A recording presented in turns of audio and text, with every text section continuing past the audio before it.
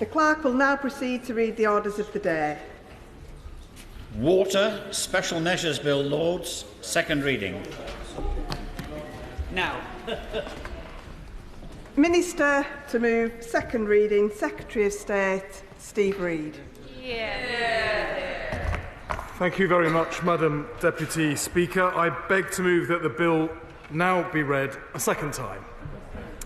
I'm delighted to open this second reading of the Water Special Measures Bill, something I hope the whole House will consider as an early Christmas present. And I want to particularly thank the noble lady, Baroness Hayman of Ulloch, for her outstanding leadership of the bill during its passage through the House of Lords, where it quite rightly won support on all sides.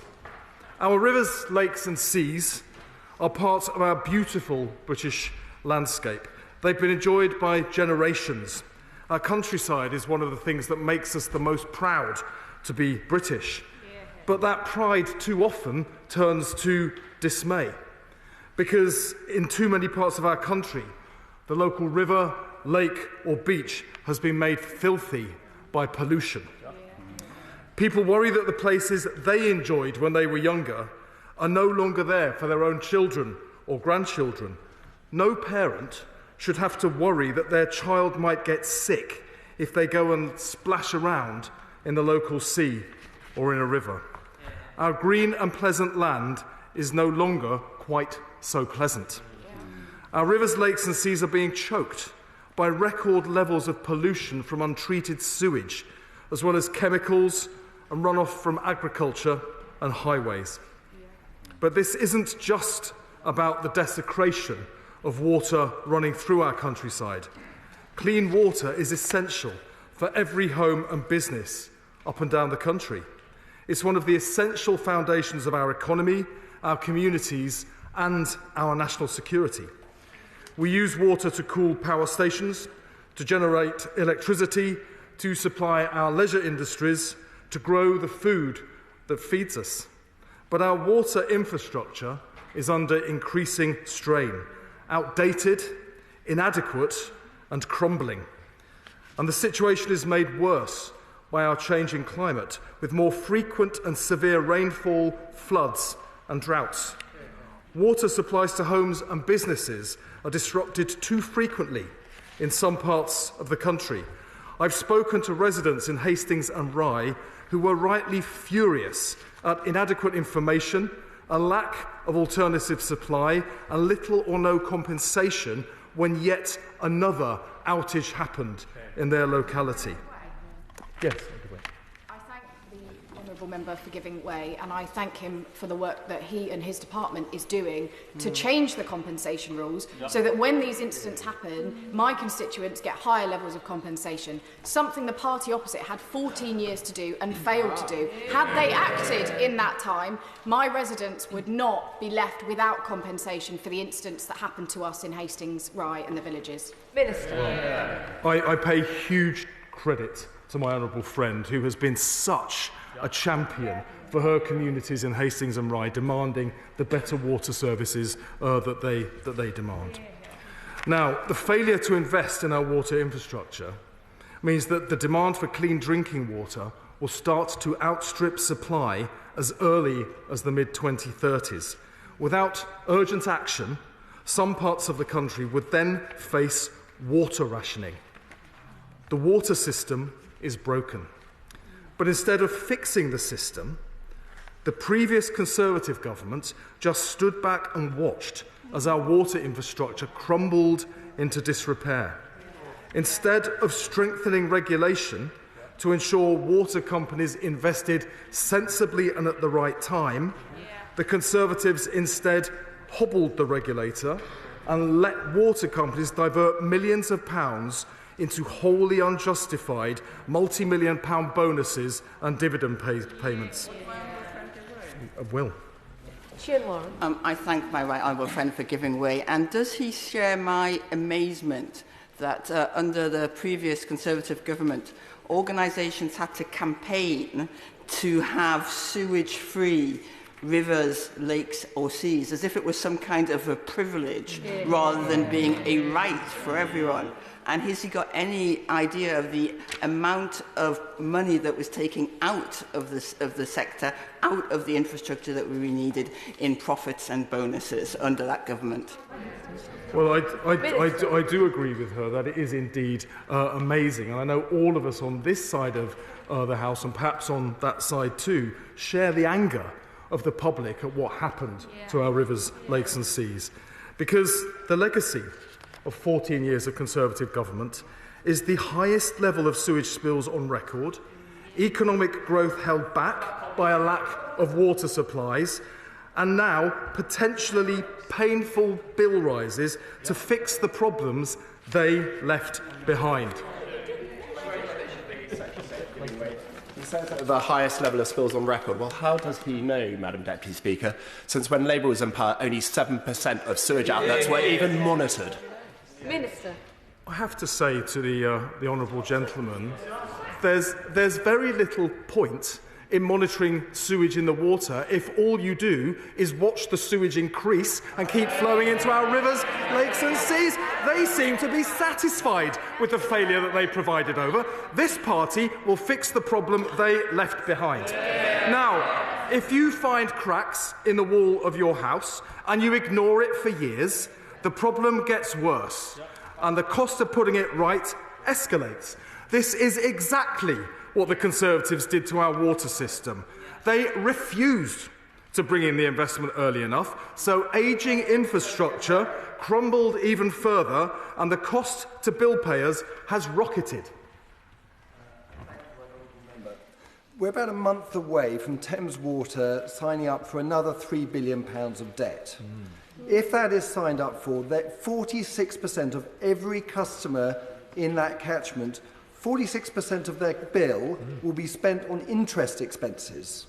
That's without even paying down the £20 billion of debt. How is that helping anyone? Minister. Well, one of the reasons, I thank the honourable gentleman for his intervention, one of the reasons this government has commissioned a review into governance and regulation is because of the failure of the current system that the previous government just allowed to continue. Now, I share water customers' anger about the scale of bill rises that they seem likely to face. They are rightly furious at being left to pay the price of Conservative failure. Now, I'm grateful the party opposite has indicated support for this bill.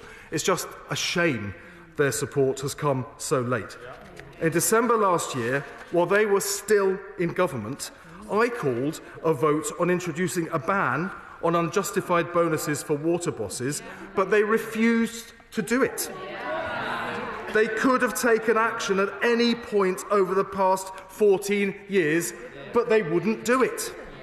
There have been many times in history when Labour's had to clean up the Tories' mess, but rarely quite so literally as cleaning up the raw sewage polluting our country's waterways. Thank the Minister for giving way. Would he acknowledge, though, that actually under the last Labour government we saw none of that massive capital investment that we saw seeing now with the Thames Tideway Tunnel, started under the last Conservative government in 2016, will be completed next year, and actually one of the biggest changes we've seen to remove sewage from our waterways in history? Minister. They had 14 years to fix this system and they chose to do absolutely nothing, and they've left it to this incoming Labour government to clear up the mess they left behind. And the truth is, the water sector needs a complete reset.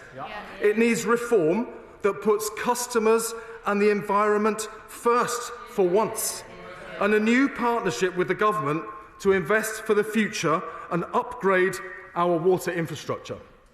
The Secretary of State. My constituents in Bicester and Woodstock do not understand why they may be facing a 50% price increase from Thames Water, partly to service a £3 billion loan.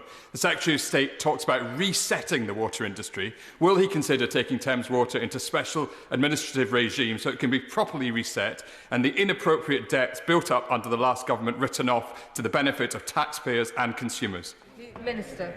Well, there is a process by which any company would go into administration. That is not that situation has not yet arisen with any company. The government is, of course, closely monitoring the situation with Thames Water, but as things stand, the company remains viable, and I would reassure consumers in that area there is no threat and would be no threat to water supply in any circumstance.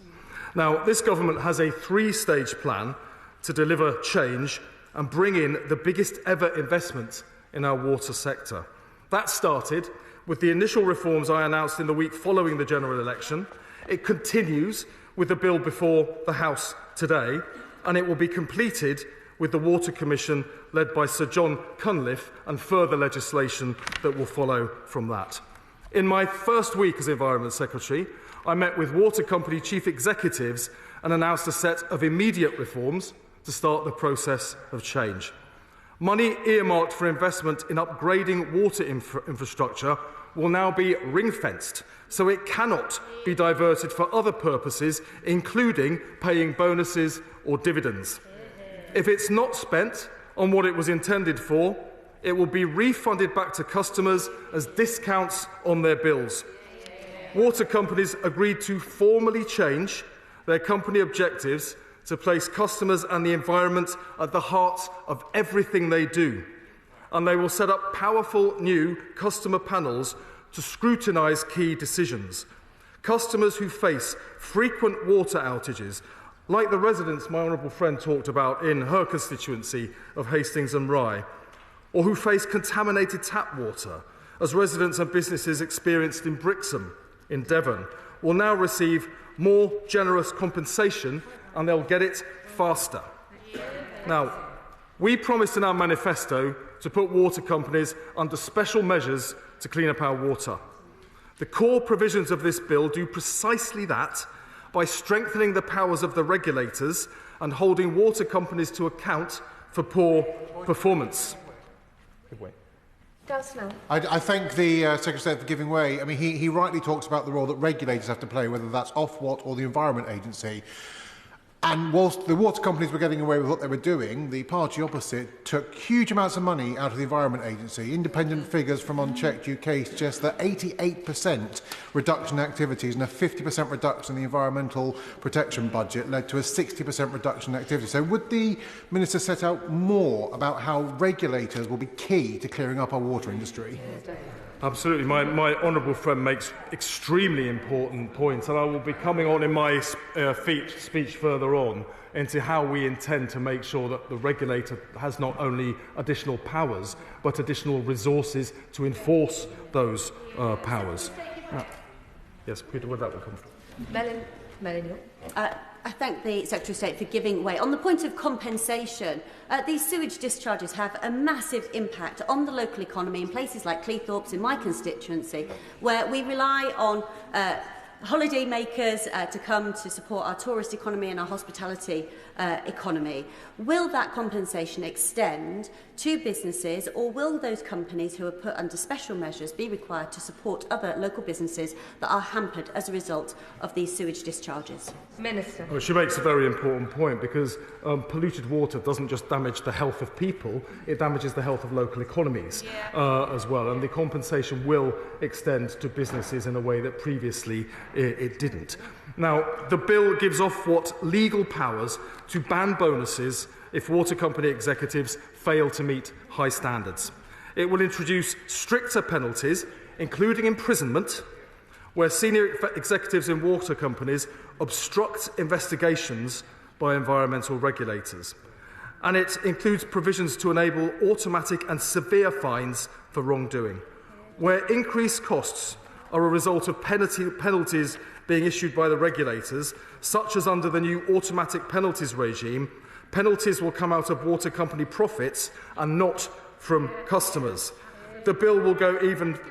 I'll give way on that point. Thank you very much. I'm very grateful to my right honourable friend for giving way. I just wanted to make sure that the Secretary of State was aware of some of the evidence that was given to the DEFRA Select Committee, where Ofwat confirmed that had these measures been in place earlier to ban bonuses, Southern Water, the Southern Water boss, of course, from my constituency, would not have had his most recent bonus.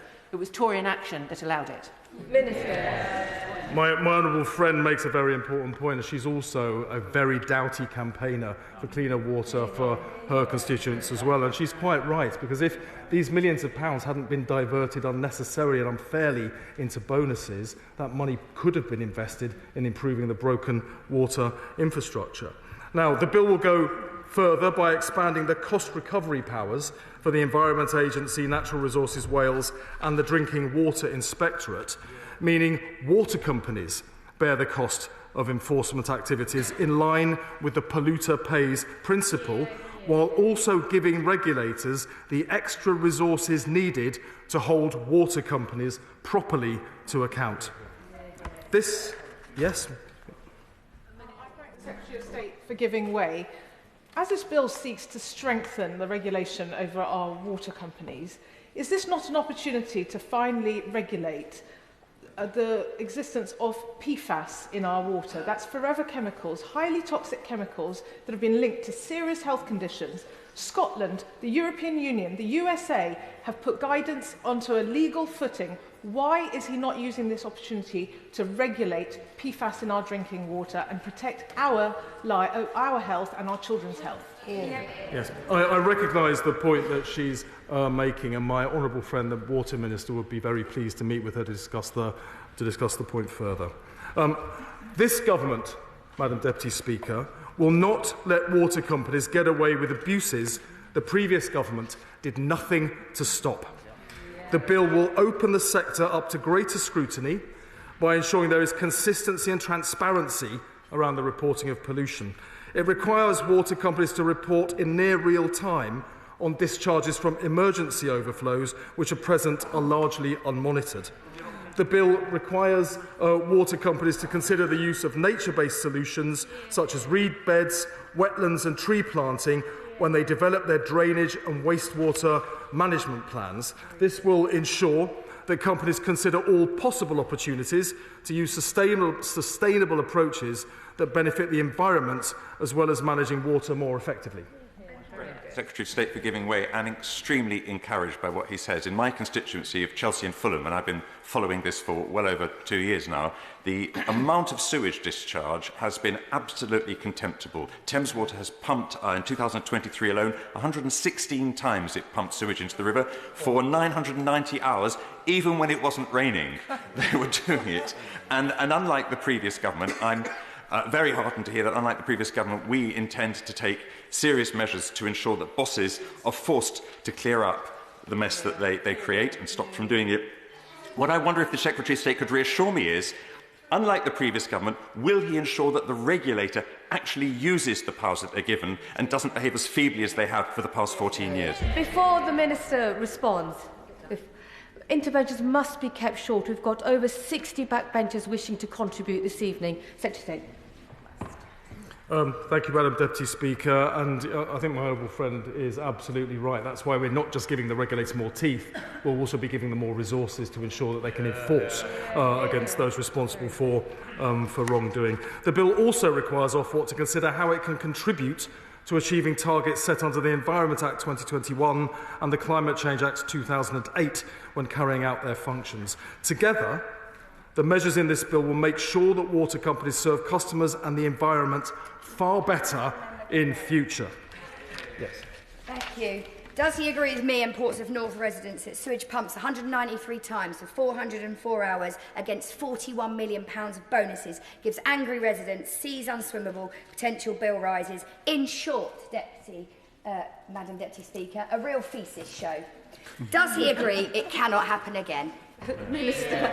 Well, I'm grateful to her for pointing out why her constituents are so angry about the situation and why this bill is so necessary as we start to turn the water industry around to better serve customers and the environment than was under the case previously. Now, I want to reassure the House that while water is a devolved matter, my department has engaged with the devolved government of Wales, Scotland and Northern Ireland throughout the development of the bill. All provisions in the bill will apply to both England and Wales, and we will continue to work closely with our Welsh counterparts as the bill progresses. I hope members will allow me to now make some progress. I'm worried about how much time I'm taking up when there are so many honourable and right honourable members who want to get into to the debate. The bill is just one part of this government's ambitious and long-term approach to fundamentally transforming the water sector. Together with the Welsh Government, I've commissioned Sir John Cunliffe, the distinguished former Deputy Governor of the Bank of England, to lead an independent commission into the future of the water industry. This will be the most comprehensive review of the water industry since privatisation 35 years ago. It will review regulation and governments from the bottom up to ensure I'll make some progress if people really don't mind. To ensure we have a robust framework that can attract the significant investment needed to clean up our waterways while guaranteeing future water supplies, restoring public confidence and promoting economic growth. Sir John will be supported by an advisory group covering areas including the environment, public health, engineering, customers, investors and economics. The Commission will seek advice from stakeholder groups including environmental campaigners, consumer champions, water companies, regulators and the public. The Commission will make recommendations by June 2025. It is our opportunity to completely reset the water industry so it is fit for the future and can finally move on from the failures of the past. Now, I would like to thank my honourable friend, this side of me, the honourable member for Hull West and Halton Price, who will steer the bill through this House. I know she will lead this work with the expertise and passion she is well known for right across the House. There's no one better suited to lead this department's first piece of primary legislation under our new government. This bill is our chance to right the wrongs that have so angered members of the public up and down this country. Water pollution is not inevitable and it's not acceptable. Our children and our grandchildren deserve to make the same wonderful memories we did, splashing about in clean rivers, swimming in the sea or playing on the shores of our beautiful lakes without fear of getting sick. It's time to clean up our water once and for all, and this bill is an important step in making that happen. Let's seize this opportunity to give this country back the clean rivers, lakes and seas that are our shared birthright. The question is that the bill be now read. A second time I call the Shadow Secretary of State, Victoria Atkins. Many thanks, Madam Deputy Speaker, and I welcome the opportunity to debate the vital issue of water and how this bill may be improved. The Secretary of State will be relieved to hear that I intend to focus on water quality tonight rather than his selling of farmers, fishermen and family businesses down the river. We dealt with that this afternoon at the summit at the London Palladium. But across this House, we agree that there are fundamental problems facing the water and sewage industry that span decades. Whilst we enjoy high-quality drinking water across the UK, there are, sadly, some streams, rivers and beaches where sewage is discharged with disgusting results. This is chiefly because of our Victorian-era sewage system that cannot cope with a larger population and increasingly volatile weather. Now, we Conservatives recognised this when we entered government in 2010, and we started the enormous and decades-long task of turning things around. And I'm going to come on to it. He's going to regret asking that. I'm going to set our record on water out because it is important that this government acts on the facts rather than believing its own rhetoric, as demonstrated, sadly, by the shameful betrayal of farming and family businesses and Labour's budget of broken promises. Since 2010, the number of designated bathing waters has increased. We have seen a significant improvement in water quality ratings, more waters rated as excellent or good, and an increase in blue flag beaches. I would also gently point out that England performs better than other parts of the UK when it comes to leaks, drinking water quality and bathing water quality. I would also point out to the members opposite that, and I understand why they've raised the issue of dividends, although the honourable member is no longer in her place. It's an inconvenient fact that over 65% of dividends were paid out during the new Labour government era, with a decline over the 14 years that we were in government. But of course there is more to be done, and that is precisely why we want to help the government improve their piece of legislation. It is also why the work of the last decade must be seen as part of this giant infrastructure project. We were the first government in history to set out that storm overflows must be reduced. To do this, storm overflows had to be monitored and measured. I have to say I was surprised that the Secretary of State was so dismissive of the need to monitor.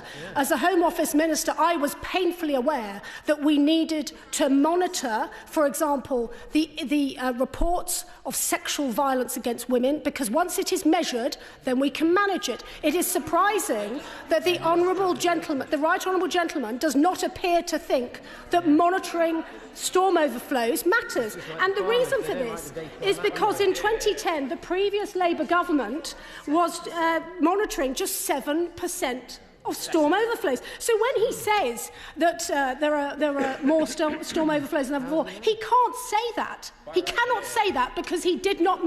The previous Labour government did not measure it. And so the fact that we have increased monitoring to 100% of storm overflows means that we know the frequency and we have been able to build a body of work on top of that. So let me bring.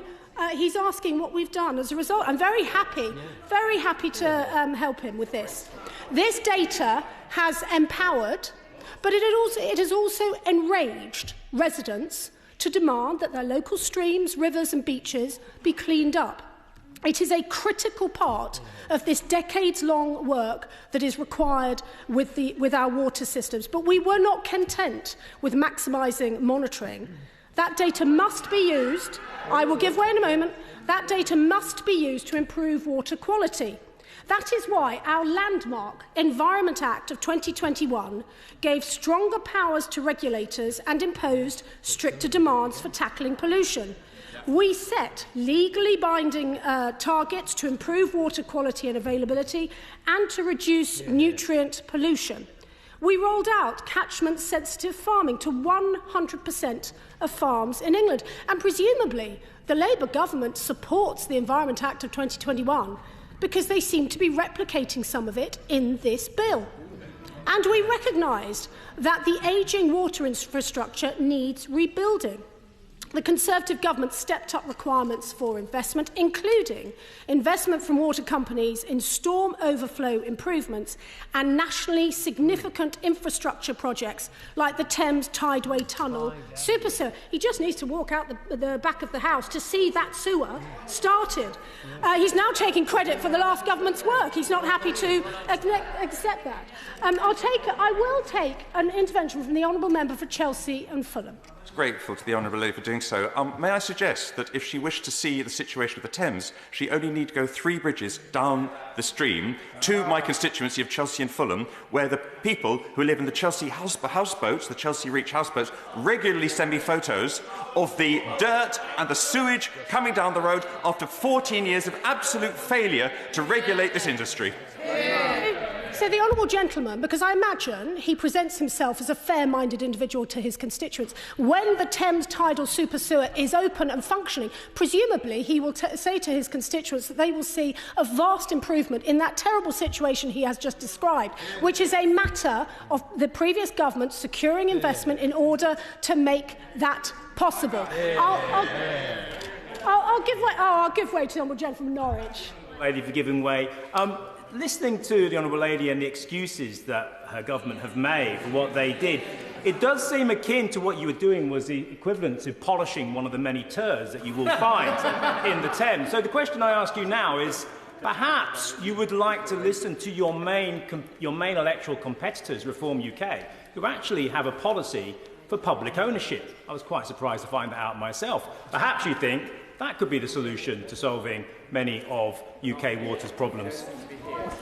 One solution will be not using the word you as an experienced member. He should know much better than that. Victoria Atkins. Madam Deputy Speaker, particularly not as he was talking about effluent. That's not respectful, and I know that the honourable gentleman is capable of much greater advocacy than that. I'm afraid I won't take any lessons from the party as he encourages me to do so, although I do understand the Labour Party may be facing some threats from that particular political party in the Welsh Senate elections. But I digress, because I want to talk about the need, indeed we made it clear, that the water industry must prioritise action to improve the environment, including protecting priority habitats such as chalk streams. Now, I have the good fortune to have chalk streams in my constituency. They have carved their way through Lincolnshire's wolds for the last 10,000 years. The dedicated Chalk Streams Fund, announced by the Conservatives in 2022, has been put to good use in Lincolnshire.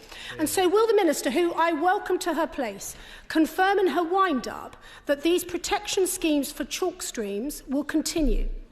And since the pandemic, we launched our plan for water, which integrates water and food planning, tackles all sources of pollution, and gives the Environment Agency the power to issue bigger penalties to water companies. We banned microbeads in rinse-off personal care products. We reduced plastic bag usage by 95%. And we banned wet wipes containing plastic, which is a huge source of water pollution.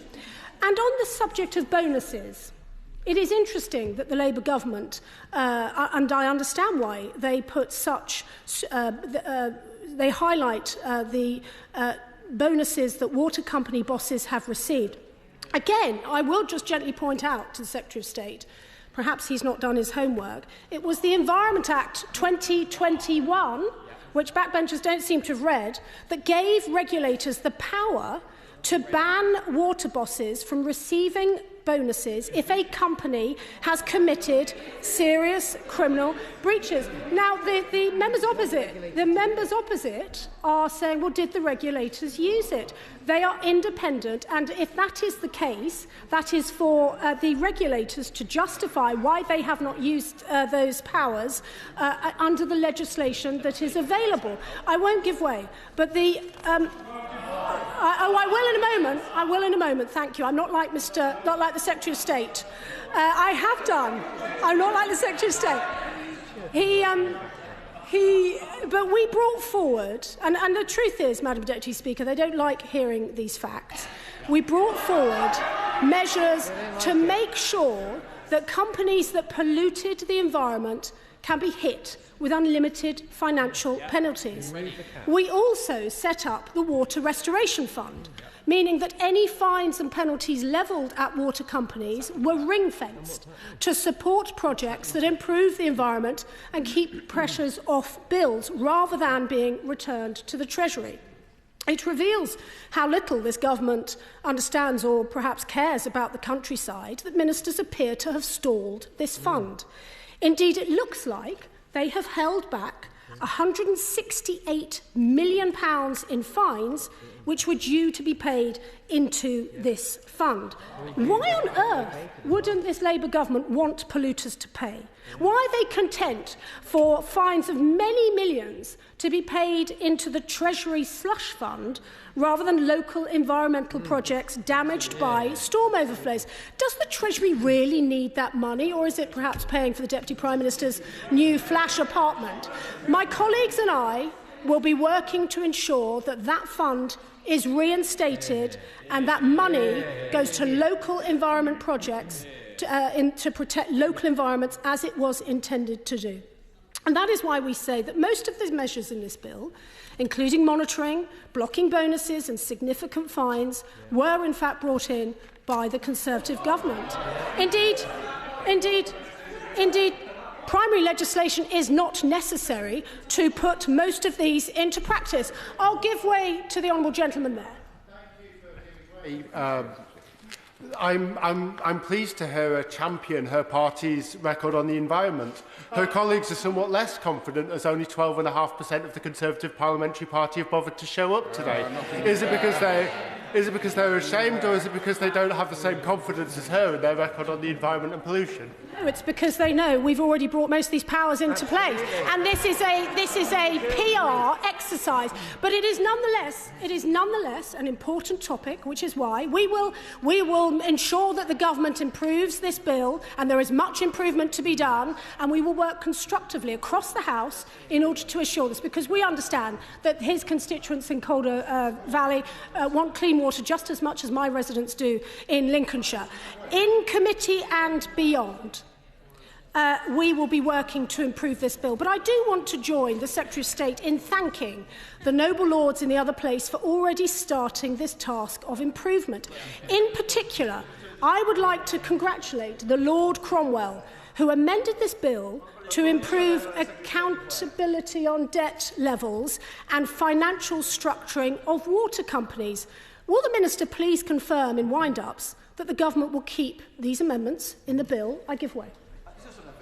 Technical point. One of the honourable members opposite raised the point that 12.5% of Conservative members are here. Perhaps the honourable member opposite should be looking at some of these statistics, because actually it's only 11% of Labour members are here today. So I know he's not interested. I know. So, Madam Deputy Speaker, I know the last Labour government weren't interested in monitoring the outflows, but at least they could at least monitor their own members today.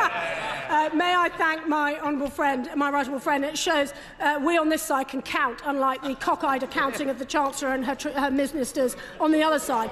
Now, in committee and beyond, the Conservatives will look to deliver an effective limit on water company borrowing. We will boost the way that nature-based solutions can be used in drainage and sewerage management plans, as well as water storage and tackling pollution. We will also be seeking to bring back the Water Restoration Fund as an absolute priority. I give way to the Honourable Lady, and then I will conclude, Madam Deputy Speaker, because I know time is short. Thank you. I thank the Honourable Lady for giving way. Does she think it's acceptable that my residents in Philongley, in my constituency of North Warwickshire and Bedworth, go out, 90-year-olds, go out in their Wellington boots at night to deal with flooding in their village because her government did not invest in local solutions for the last 14 years? Of course, the experience that she has described by her constituents is not acceptable. I don't think anyone, I mean, this is what sometimes I know the public are so switched off by this back and forth, because the idea that anyone would be content with the experience that she has described is for the birds. The difference that we draw on, and it is, I hope we're going to have a much more constructive conversation about water than this, is that the investment that was made in the last government in flooding has had many, many benefits across the country. But as I acknowledged at the very beginning of my speech, of course there is more to be done. And this is why we will be supporting this bill, but we will be looking to improve it. And that point, and I just want to make sure that the Minister has got it, because this amendment that came from the Lords to improve accountability on debt levels, which have already been mentioned in a previous intervention, and on the financial structuring of water companies, is a critical one. And I very much hope that the Minister will be addressing this and setting out their commitment to keep this amendment that the noble Lords saw fit to put in the bill. In committee and beyond, the Conservatives will look, as I say, to deliver effective and constructive amendments to this bill. But I put down this marker. It is surprising and, I have to say, disappointing that the government has failed to grasp that water companies and sewage are just two elements in managing, maintaining and improving our waterways and water quality. Where are the plans for investment in infrastructure? Where are the plans for nature-based solutions? Where are the plans for the roles of other businesses? As we face the likelihood of increased bills being announced this week, what guarantees and reassurances can the government give bill payers? And what plans does the government have to separate foul water and surface water systems, a critical infrastructure question that I hope we'll get some answers from in the coming weeks? How will the government encourage investment, particularly given the depressive effects on growth that this Chancellor and her budget is having on the economy? Madam Deputy Speaker, we all care about the quality of our water, and I will give way to my honourable friend, and then I will sum up. commend the Shadow Minister and her words of wisdom that have been in the chamber tonight. Can I just ask her one question? And does the Right Honourable Lady share my concern over the excessive bonuses that the chief executives get of businesses, and how much that angers and annoys the ordinary person in the street who wants to know why somebody's getting a six-figure sum for not doing their job right whenever they're trying to make ends meet? Of course we understand, and as I say, that is why we put the powers into the Environment Act 2021, which I'm sure he and many others voted to support. But of course we understand that, and that is why I hope we will move away from this back and forth a little bit and just understand the facts as they are and how we can improve upon them, because that's what we all want. We all care about the quality of our water. Let us not pretend or suggest otherwise. I will not suggest that the members opposite don't care about the quality of water, and I do not understand why they think we don't care about the quality of the water that we use, we drink, we swim in, and our constituents swim in. It's interesting, Madam Deputy Speaker, the left don't like it when you point out that they use motivations rather than the facts. This is why the Conservatives set in train the measures needed to make a meaningful and long-term difference to water quality in this country. That task is not yet finished, and we will support thoughtful, sensible and cost-effective measures to further improve water quality. This is a heavily oversubscribed debate, and to me, I want to get as many backbenchers as I can in, so backbench speeches will be limited to a hard stop at 4 minutes.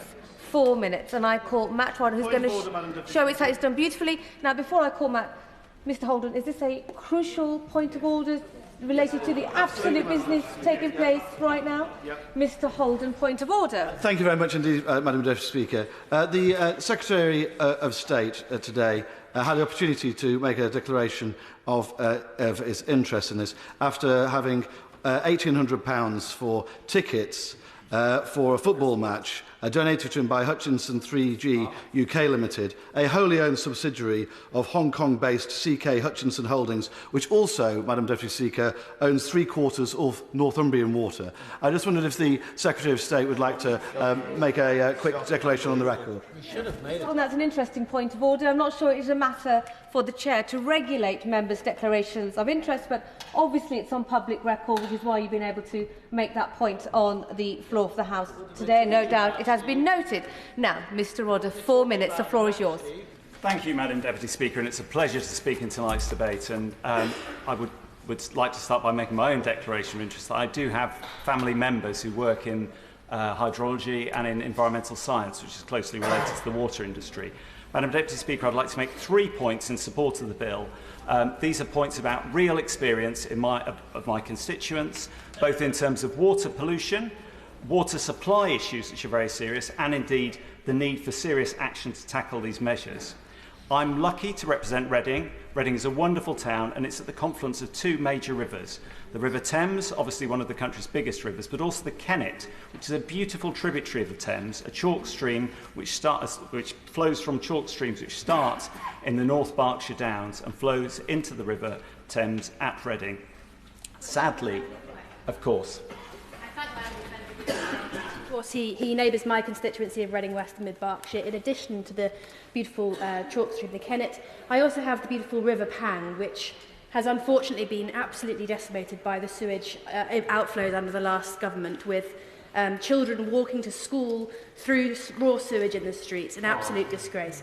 And I would ask the honourable gentleman, my honourable friend, if he agrees with me that the measures in this bill will get tough on failing water companies like Thames Water. Thank you, Madam Deputy Speaker, and I wholeheartedly agree with my colleague. This is exactly the problem, and I would like to describe and to help you picture the seriousness of this issue. So, near to Reading, a tributary flowing into the Kennet, Foundry Brook, was badly polluted in 2023, and I could see this with my own eyes, next to well-established willow trees on the banks of this small river, which is a tributary which flows through local fields and past people's terraced houses. It comes into Reading. The sight was and the stench was unbelievable. Putrid green water which was due to a sewage outfall in Hampshire, which flowed into Foundry Brook and ultimately flowed into the Kennet and then into the main River Thames. And that is the sort of disgusting pollution that we're concerned about, and that is why I'm so pleased with the government's action on this important matter, and why it's very important to local residents who live next to rivers, who walk near them, who maybe use a canoe or a boat in the river, who fish in the rivers. Thousands and thousands of local residents in my area and across our county and other similar parts of England, and indeed those who live near lakes and seas. This is a really important issue. I've seen other appalling incidents of pollution. In another case, I was walking with my wife next to the Thames in the middle of winter, a beautiful scene looking across the river where you could see trees, fields, hillsides in the distance. There was a heron on the water, and sadly that was blighted by the sight of dark brown cream foam frothing on the river and gathering next to an island, and that foam was due to nitrate pollution from sewage. And that's in the River Thames, in a beautiful area just outside Reading. And that is the sort of disgusting pollution that we're all having to face and our constituents are having to face. And that is why this bill is so important. And I do hope that we can all agree to support the bill because of this level of appalling pollution, which simply shouldn't be taking place in England or in any part of the United Kingdom. Now, the other matter I wanted to raise, Madam Deputy Speaker, and I do realise that time is pressing, very, very briefly, is the problem of water supply. And the measures today in the bill will also tackle some very serious issues with that. I've had residents who had their water cut off for 2 days, nearly a year ago, who still have not been compensated. This is hundreds of people living in East Reading, in the Newtown area and near Reading University and the Royal Berks Hospital, who had their water cut off for 2 days and were unable to shower, unable to cook, and have multiple other problems because of a lack of water supply. And I do appreciate and endorse the government's measures to toughen up the way that the government can allow response to these sorts of failures of service. Recently we had another incident where residents were expected to drive 9 miles to Henley-on-Thames to collect water. That's simply unacceptable. So residents, particularly those who are vulnerable, would have had to drive for about 45-50 minutes on the round trip to collect bottles of water from a Tesco supermarket on the outskirts of Henley, when there were multiple sites in the north part of Reading where that emergency water supply could be delivered from. So this is exactly why, on both these matters, why this measure is needed. The legislation is important and it will take matters forward. Madam Deputy Speaker, thank you for the opportunity to speak tonight, and I look forward to hearing more from my honourable friends later. I call the Liberal Democrat spokesperson Tim Farron. Thank you, Madam Deputy Speaker. It's a great privilege to speak on this bill on behalf of my party, and a still greater privilege, dare I say it, to speak as the member for Westmorland and Lonsdale, the MP I am for Windermere, for Ullswater, Coniston Water, Haweswater, Rydal Water, Grasmere, Eltwater, Esthwaite Water, Brothers Water, bit more. That'll do. The River Kent, the River Eden, much of Morecambe Bay. We are a stunningly beautiful part of the country, and we're also one of the wettest. We are one of the wettest. So for us, water is unavoidable, and it is also precious. Precious to our biodiversity, our heritage, and to our tourism economy.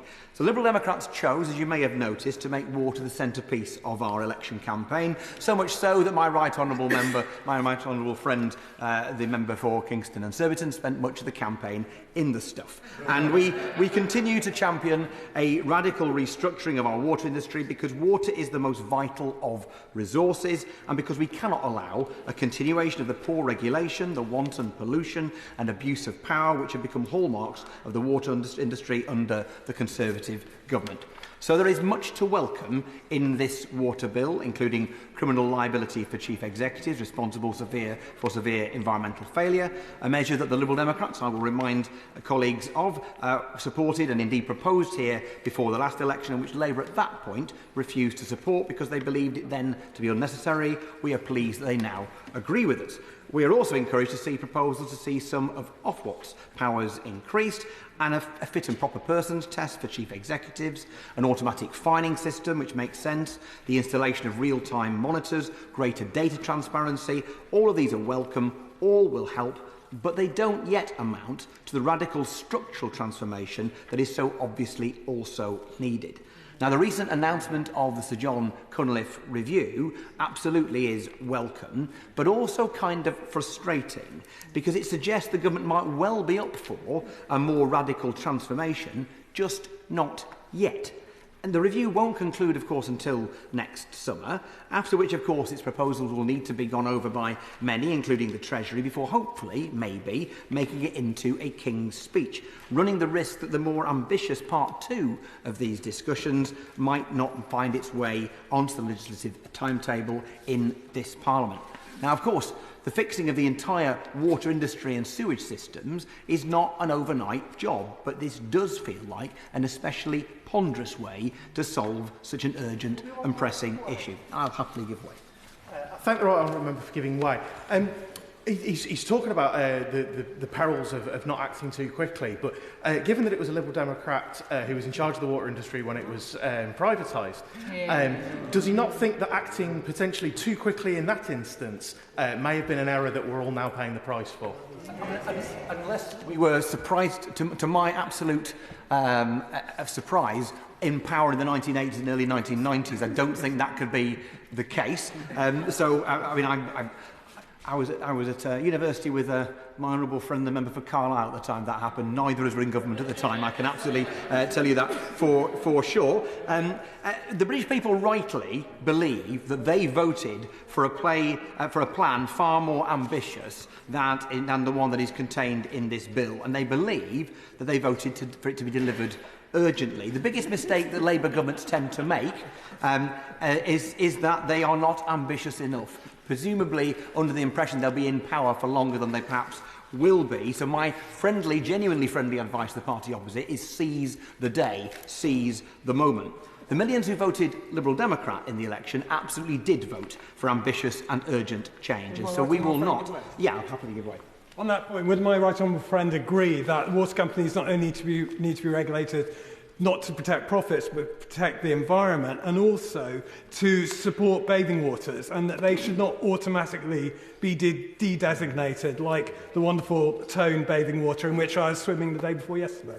Yes, well, I commend my honourable friend for his swimming activities, and I agree with him. The regulatory framework should be used in order to improve our waterways, not to be stripping them of their vital designations.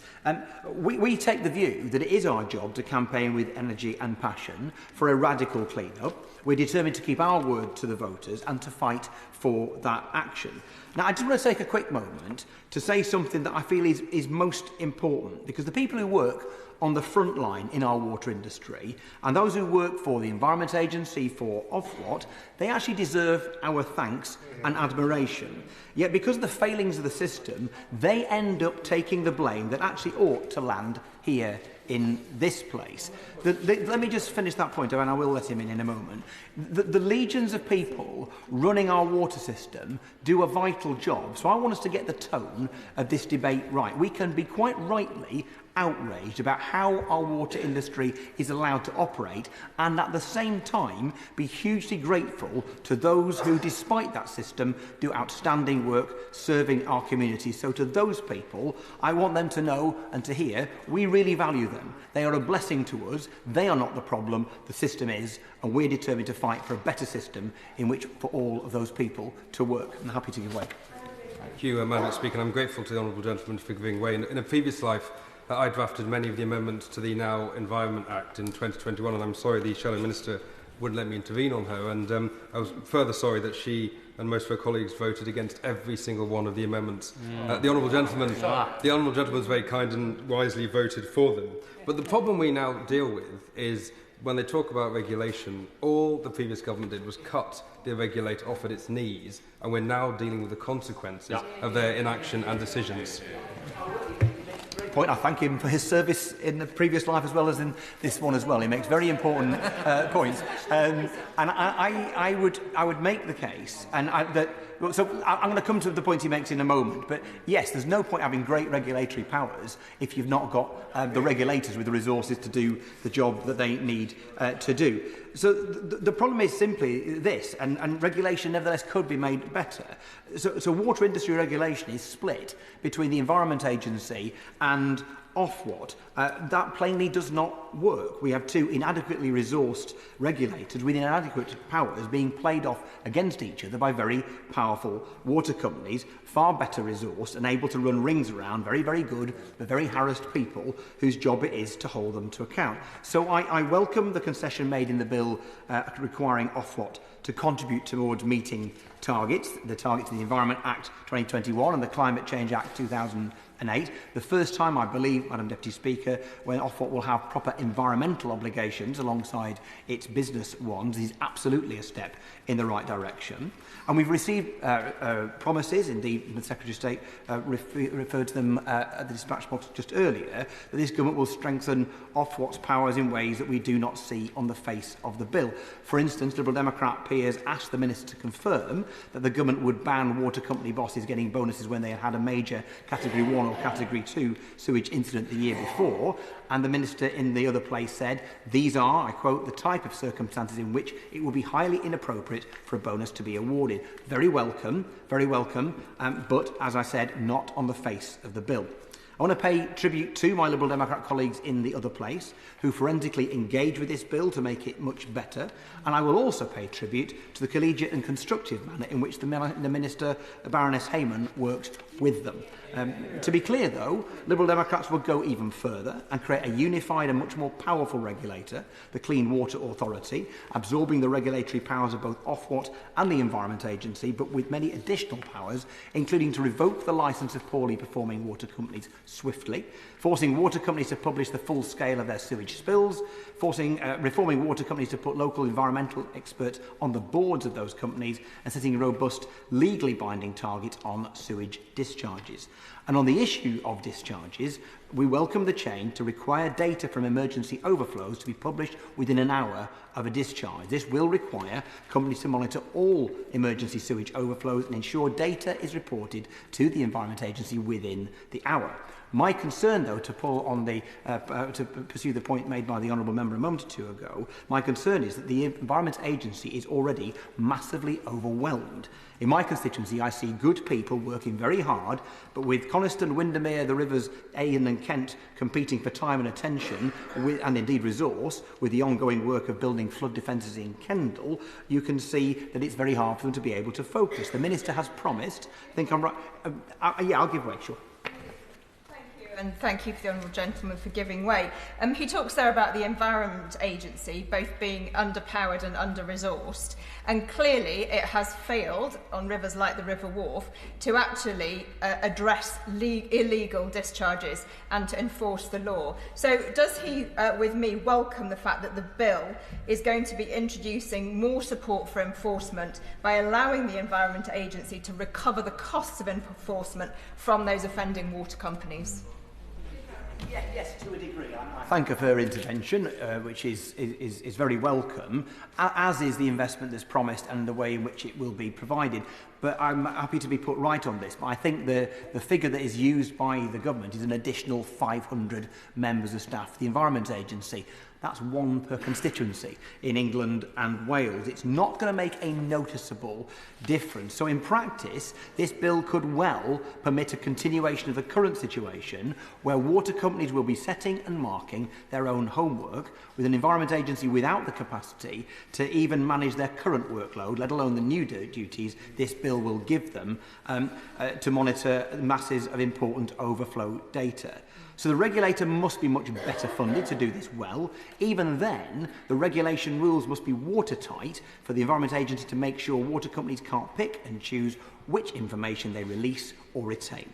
Now, the Minister also indicated that this data will be made publicly available and easy to access, and I look forward to hearing more detail of how that will be done. And this could be a very positive move, allowing citizen scientists and campaign groups such as the wonderful Clean Up the River Kent group, the Eden and South Lakes Rivers Trust and the Save Windermere campaign, and many others from other people's communities, to be able to hold the water companies to account to a greater degree. After all, knowledge is power. So we are keen to encourage the government to move forward with this. We would also like to see water companies publish the volume and concentration of discharge from all emergency overflows, and not just their duration and their frequency. So we would like to hear whether the Minister would consider including this duty.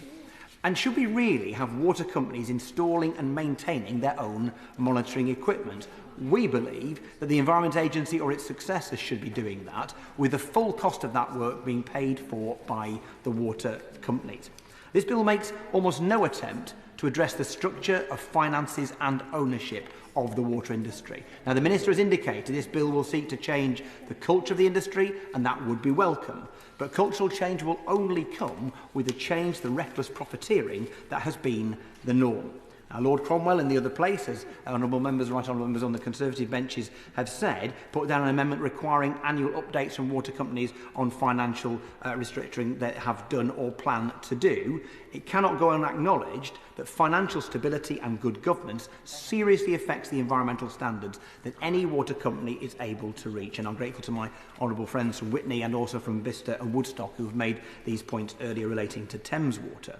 And it's why I'm also grateful to my noble friend the Baroness Bakewell, who has submitted a Liberal Democrat amendment to the Water Bill in the Lords to create special status with special protections for Windermere as an exemplar of the standards we will expect in our waterways across the whole country. The campaign for National Parks Health Check, which was released just earlier this year, found that only 5 out of 880 bodies of water in England and Wales's national parks met the highest ecological standards, and that every single one of them was polluted to some degree. Now, Windermere itself received 140 million litres of pollution in the last 2 years. Amendments put down in the Lords, we will present here also, will seek to tackle that. Water industry leaders must be forced to take responsibility for the care of these world-class lakes and waterways. Our amendment to this bill will ensure that they do so.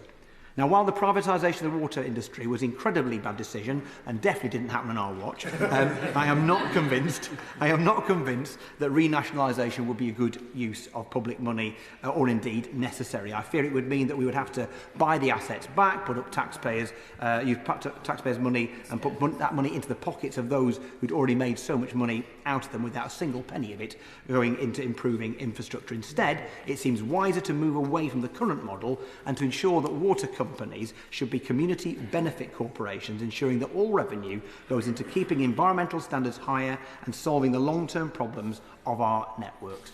None of our constituents should have to pay for company debt. These were business decisions taken by those who took risks to make money rather than to invest in our sewage systems. They should bear the consequences of those risks.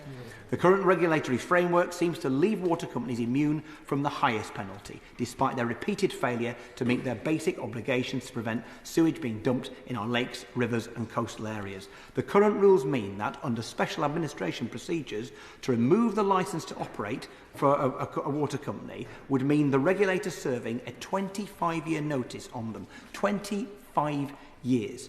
Which is why we are disappointed that this bill doesn't go as far as we want, or as far as so many of the water campaigners out there have asked for it to go. The Cunliffe Review gives us some hope of a more radical set of proposals to come later in this Parliament, but our communities are impatient for change, and a change more radical than this government is so far willing to offer us. So while we see nothing in this bill to disagree with and much in it indeed to commend, we are left frustrated that any radical transformation will be at best delayed until a second instalment after Sir John Cunliffe's review. So our aim is to be the constructive opposition and to now... I'm in the final flow, but I will. Go on.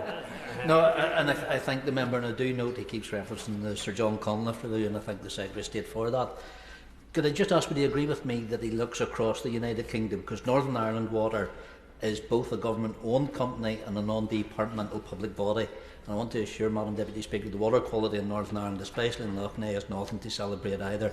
So if the Sir John Cunliffe review could look at all bodies as to how they regulate and actually work water systems so they serve the public. I think two things, apart from thanking him for his intervention.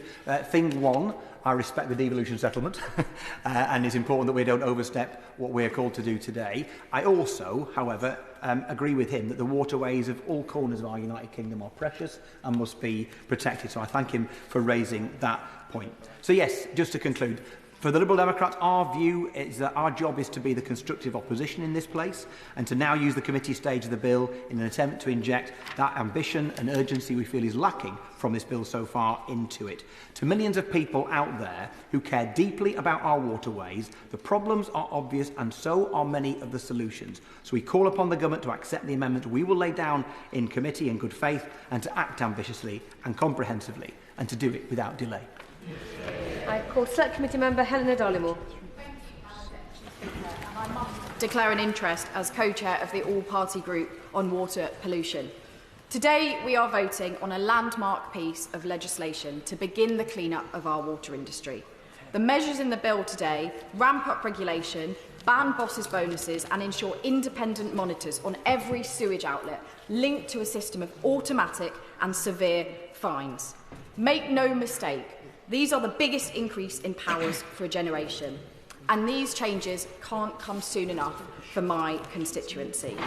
Before I come on to the devastating impact that Southern Water has unleashed on my constituency, I want to start by paying tribute to the campaigners and community volunteers who have exposed this scandal for what it is.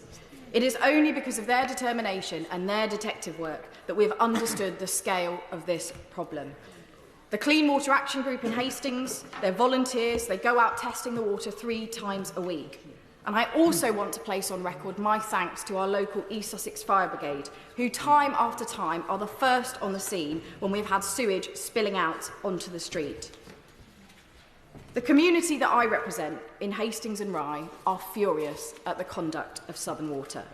From Camber Sands to Old Royal Gill, sewage has poured onto our beaches and beauty spots. Our way of life as a seaside community has been compromised. Our appeal as a tourist destination has been tarnished and livelihoods have been ruined. Many people have got sick from swimming in the sea or caught ear or eye infections. People have ended up in hospital with sickness, and one constituent of mine even attributes her deafness in one ear to an infection that she caught swimming in the sea. Another constituent of mine in Winchelsea Beach told me he can't grow vegetables because for the last decade his back garden has been regularly flooded with sewage. A family in West St Leonards had to move out of their home for months and live in temporary accommodation after sewage flooded their home.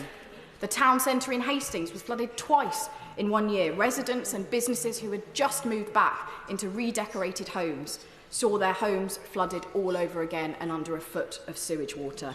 They then had to be rescued by firefighters. It was shameful. It's cost our community millions in damage, as well as the untold human cost of having your possessions, your property, or your livelihood ruined. And in the vast majority of these cases, residents and businesses in my constituency have not been properly compensated by Southern Water. We've been left on our own to pick up the pieces.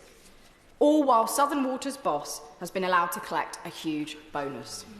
That money should be spent on fixing broken pipes, not rewarding failure. I will. I'm very grateful. I'm very grateful to you, and I commend you for your excellent speech and indeed for your celebration of local campaigners. In my constituency of Surrey Heath, it's Thames Water who are responsible for numerous sewage leaks and for a great stink that lingered over our market town of Camberley last summer. Does the Honourable Lady agree with me that in this bill we need to see tougher regulation, greater transparency and greater accountability to ensure that water companies put health and safety and water quality over shareholder dividends? Thank you. I thank the Honourable Member for his intervention, and one of the things I really welcome in this bill is that we are going to stop the water companies marking their own homework. The monitors on every outlet are going to report independently into the government so that we can issue those automatic and severe fines, a big change and a step forward. If huge amounts of sewage and major flooding in my constituency was not enough for one community to endure, we have also suffered major water outages at the hands of Southern Water. The taps have run dry in recent memory twice. In September 2023, 10,000 residents of Rye were left without water for up to 9 days. In May this year in Hastings, 30,000 people were left without water for 5 days. It caused huge disruption and caused major impact on local businesses, and it's got to stop. The Conservatives had 14 years to update the compensation guidelines for incidents like this and failed to act. Because of the action that this Labour government is taking, if future incidents like this occur, then my constituents will be eligible for greater compensation from Southern Water. The Conservatives let the water companies off the hook for far too long. Instead of forcing the industry to invest in crumbling infrastructure, customers' money was instead siphoned off into shareholder payouts and bonuses. My constituents are now facing record water bills because of that failure. We've inherited a crumbling water system from the party opposite, and this Labour government is now acting to clean up the mess.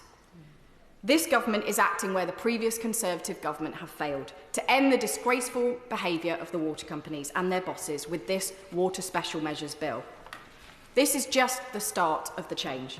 I thank the government for announcing an independent commission into the water sector to see what more it can do to ensure that the water sector works for customers and for the environment. And I will be working very hard to make sure that the voices of my residents in Hastings, Rye and the villages are heard as part of that process. Morrissey. Thank you, Madam Deputy Speaker. I welcome this government's continuation of our previous government's monitoring plans of the fines that we had asked to be imposed upon water companies. And I am the MP for Beaconsfield, Marlow and the South Bucks villages, which is a beautiful area along the Thames. We are also in a floodplain, and I've spent years working with the Farron Sewage Action Group, the Little Marlow Sewage Treatment Works, to work and to regulate with the community and with DEFRA to make sure that we're monitoring our storm overflow discharge. And I welcome this government's commitment to increase your capital spend in sewage treatment works. That's a wonderful and welcome sign, particularly when 2 of my sewage treatment works were only approved in July when you took over. So that's great news. I'm very happy to see that. And that would be for the Farnham and Little Marlow treatment works, which are currently due to be completed in 2026 and 2028. A wonderful opportunity for you to put, for the government to put sort of the money where the mouth is and sort of invest in the future of the Thames in Marlow and Farnham. And will the Minister confirm that the government will ensure this investment is maintained and hold Thames Water to account on delivery of this timescale? I've heard from the dispatch box the government's eagerness to commit to this, and I am presenting 2 wonderful examples that we can monitor in the months to come. My constituency is also home to not only beautiful Marlow, but also aquatic sports along the Thames. We have the Marlow Rowing Club, we have the Borlays Rowing Club, and many young people enjoy aquatic sports. We also have one of the most heavily fined sewage overflow and treatment centres with a Little Marlow Treatment Centre. It's been one of the highest fined treatment centres in the country, and we have aquatic sports that practice along that area. So I would welcome the Minister's consideration of an amendment that I'll be tabling to look at giving statutory requirements for aquatic sports at the same level of bathing areas, so that when young people, particularly secondary school children, are rowing along in the Thames, they can rest assured that it's the same statutory requirements for water quality that we have for bathing areas in the Thames. So I welcome your the examination of this amendment in committee stage and report stage.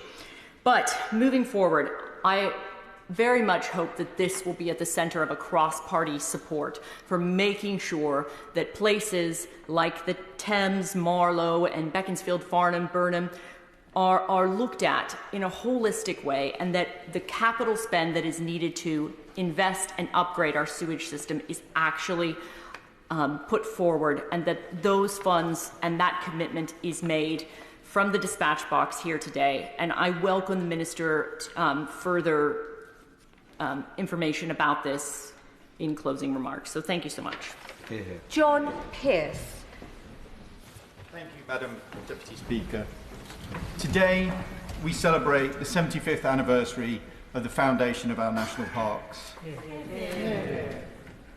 The Peak District, where I live, and the majority of which is in the High Peak, is our original national park and still the best. But our beautiful, nature-rich rivers that run through the Peak District and High Peak are being soiled by raw sewage. High Peak is one of the top 50 worst affected constituencies by sewage being dumped into our rivers. In 2023, the River Derwent, the River Wye, suffered thousands of sewage overflows, contributing to water pollution and ecological harm. And yet, the water company bosses responsible rewarded themselves with outrageous bonuses. In 2023 financial year, the United Utilities CEO received a remuneration of £3.2 million, including nearly £1 million worth of annual bonus. Severn Trent, which was fined £2 million this year for reckless pollution, still lifted its bonuses to £3.36 million. We must stop rewarding failure. At the general election, ending pollution of High Peak's rivers and waters was a top priority. It was raised in all six hustings that I did, often more than once. In High Peak, the pumping of raw sewage into our precious rivers has become emblematic of the utter chaos and failure of the last 14 years. So I greatly welcome the measures in this bill. The independent monitoring of all outlets will provide greater transparency for my constituents in High Peak and will enable the regulators to hold United Utilities and Severn Trent to account. This, combined with the increase in ability of the Environment Agency to bring forward criminal charges against law-breaking water executives with tougher penalties, including up to 2 years imprisonment, and new powers for Ofwat to ban bonuses unless water bosses meet higher standards of protecting our precious environment, really should concentrate the minds of executives at Severn Trent and United Utilities. It was a Labour government that created our national parks 75 years ago today, and it is a Labour government that is taking the steps today to protect the rivers that run through them for the next 75 years. Blake Stephenson. Thank you, Madam Deputy Speaker. I welcome many of the measures in this bill, and in the time available, I want to focus particularly on the real action our constituents need from government to bring our sewage network up to date. Too often and for too long, our constituents have paid the price for a failure of forward planning by the water industry. In September, my constituency in mid-Bedfordshire was a victim of exceptional flooding. In the aftermath, as we sought to take away lessons we could learn, so many stories involved raw sewage coming up into people's homes, gardens and flowing down their streets. Places like Harlington, Barton-le-Clay and Greenfield, as excess surface water overwhelmed the sewage system. No one, be they in mid-Bedfordshire or anywhere else in our country, should see a storm cloud overhead and fear that they'll end up ankle deep in sewage, not in the 21st century. And I say a problem of forward planning, Madam Deputy Speaker, because a shocking example of industry neglect during the flooding came from a new town called Wixham's. A new town still being built out where construction began this century. And yet the flooding overwhelmed a wastewater and sewage infrastructure which couldn't cope with the amount of water being discharged into it. Madam Deputy Speaker, thousands more homes will be built in Wixham's and across mid-Bedfordshire over the coming years. We must do more to force the water industry to ensure that those homes are served by infrastructure that is fit for purpose and climate resilient. The previous government recognised that we have a Victorian-era sewage network and stepped up requirements for water companies to invest in improving our infrastructure. The government must be similarly ambitious. On the topic of flooding, Madam Deputy Speaker, I welcome Clause 4, which talks of the importance of nature-based solutions in drainage and sewage management plans, building on the previous government's work in its plan for water. I will happily give way. Thanks to the Honourable Member for giving way. In Chichester in 2023, we experienced 990 spills lasting over 17,000 hours. It's an environmental scandal and a public health crisis. And as the Secretary of State said in his opening comments, it's time to clean up our water once and for all, and I do welcome this bill. Does the honourable member agree with me that nature-based solutions such as wetlands are going to play a vital role in reducing spills and is a measure that can be brought in very quickly but only if the regulation allows? Thank you for the intervention. I absolutely agree on the importance of nature-based solutions, and those solutions are things that are talked about very heavily in my community, and I'm sure in communities across the country. And they weren't necessarily things that were sort of spoken about 5-10 years ago. And I think we have a real opportunity to make a difference if we focus and deliver on nature-based solutions today. This is an area where I believe we must go much further, ensuring that all of our towns and cities are built to absorb water. Implementing sustainable urban drainage systems, including, and I've mentioned this to the Minister for Water previously, and I'll keep banging on about it, bringing into force Schedule 3 of the Flood and Water Management Act 2010, and I recognise that was an act from 2010, and a lot has happened since 2010, and taking much stronger action to ensure that drains do not become blocked. As I conclude, Madam Deputy Speaker, I should note that one way we could tackle the problem of abstraction and indeed of flooding is by backing projects like the Bedford to Milton Keynes Waterway Park, which would run through the Marston Vale in mid-Bedfordshire and help to channel water to where it is most needed. I hope the Government will give this project the support it needs also. Thank you. Gosling. Thank you, Madam Deputy Speaker. I'm pleased to be able to be called to speak on this crucial piece of legislation that will directly benefit the people of Nuneaton.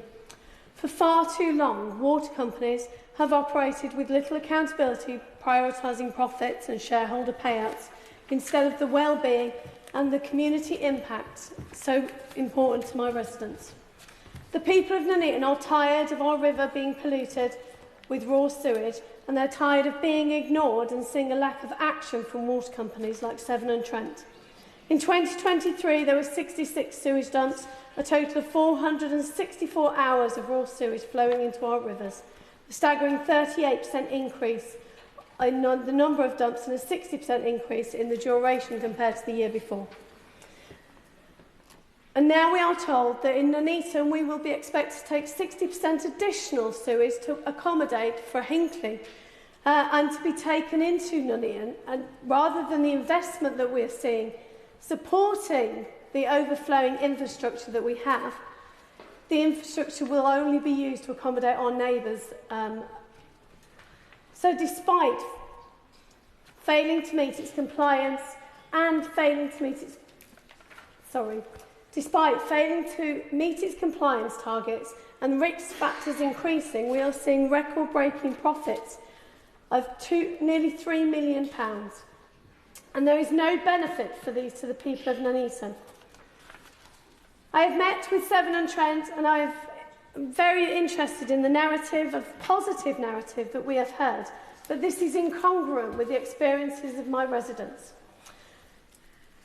especially those who live on Church Lane in Weddington, whose sewage flowing down their streets and contaminated solids in their gardens have become all too commonplace. I support this bill to block bonuses for executives who oversee the environmental damage and to bring the criminal charges that ensure that persistently break environmental laws. Thank you. Helen Maguire. Thank you, Madam Deputy Speaker. My constituency, Epsom and Ewell, is home to two significant rivers, the Hogsmill, a pristine chalk stream, and the River Mole, which tragically ranks as one of the most polluted rivers in the country. The River Mole, stretching 15 miles from Sussex to the Thames, is more than a waterway. It's a much-loved amenity for family, walkers and wildlife. Yet it is fighting for its life. Sewage discharges surpassed 2023 levels by November this year, with over 12,500 hours of raw sewage polluting the river through storm overflows. This is unacceptable. The crisis has been caused by water companies' mismanagement, enabled by Ofwat's failure to hold them to account. Thames Water has prioritised shareholder dividends over infrastructure investment, and Ofwat has issued no fines for sewage treatment failures since 2021, an extraordinary regulatory failure. The Water Special Measures Bill introduces vital provisions to block bonuses for water company executives and impose fines. While welcome, these measures do not go far enough. Ofwat is a regulator that doesn't work and must be replaced with a new regulator with powers to ban bonuses comprehensively, revoke licences for poor performance and set legally binding sewage targets. Bonuses must be blocked not just for pollution but also for persistent leaks, missed investment targets and failing infrastructure improvements. Liberal Democrats would ensure these companies are held accountable for all of their failures, not just the most egregious ones. We must also rethink water company ownership. Since privatisation, these companies have accumulated £68 billion of debt, while paying out £70 billion in dividends. And customers are now paying for this debt in their bills. A public benefit model operating as not-for-profit, debt-free mutuals would reinvest all profits into upgrading our water system. This model works. In Denmark, not-for-profit utilities have some of the lowest water losses and rank among the top EU countries for bathing water quality. Closer to home, I want to commend the River Mole River Watch group in my constituency. These dedicated volunteers test water quality and report pollution online. Their work is extraordinary. But they should not have to do it alone. Water companies must publish detailed, transparent data on sewage spills so the public understands the full extent of the problem. Local groups like River Mole River Watch deserve more than praise. They need a seat at the table. These environmental champions should have representation on water company boards, bringing community-driven accountability to decision-making. My constituents and the public are sick of seeing their rivers turned into open sewers. They are sick of paying higher water bills to subsidise shareholder profits and executive bonuses while vital investment is neglected. The government must go further. Replace Ofwat with a new regulator with stronger powers, expand the ban on bonuses, empower local communities, and reform water companies into public benefit organisations. This is our chance to turn the tide on water mismanagement and restore our rivers to health. The people of Epsom and Ewell, and indeed the whole country, deserve no less. Alison Hume.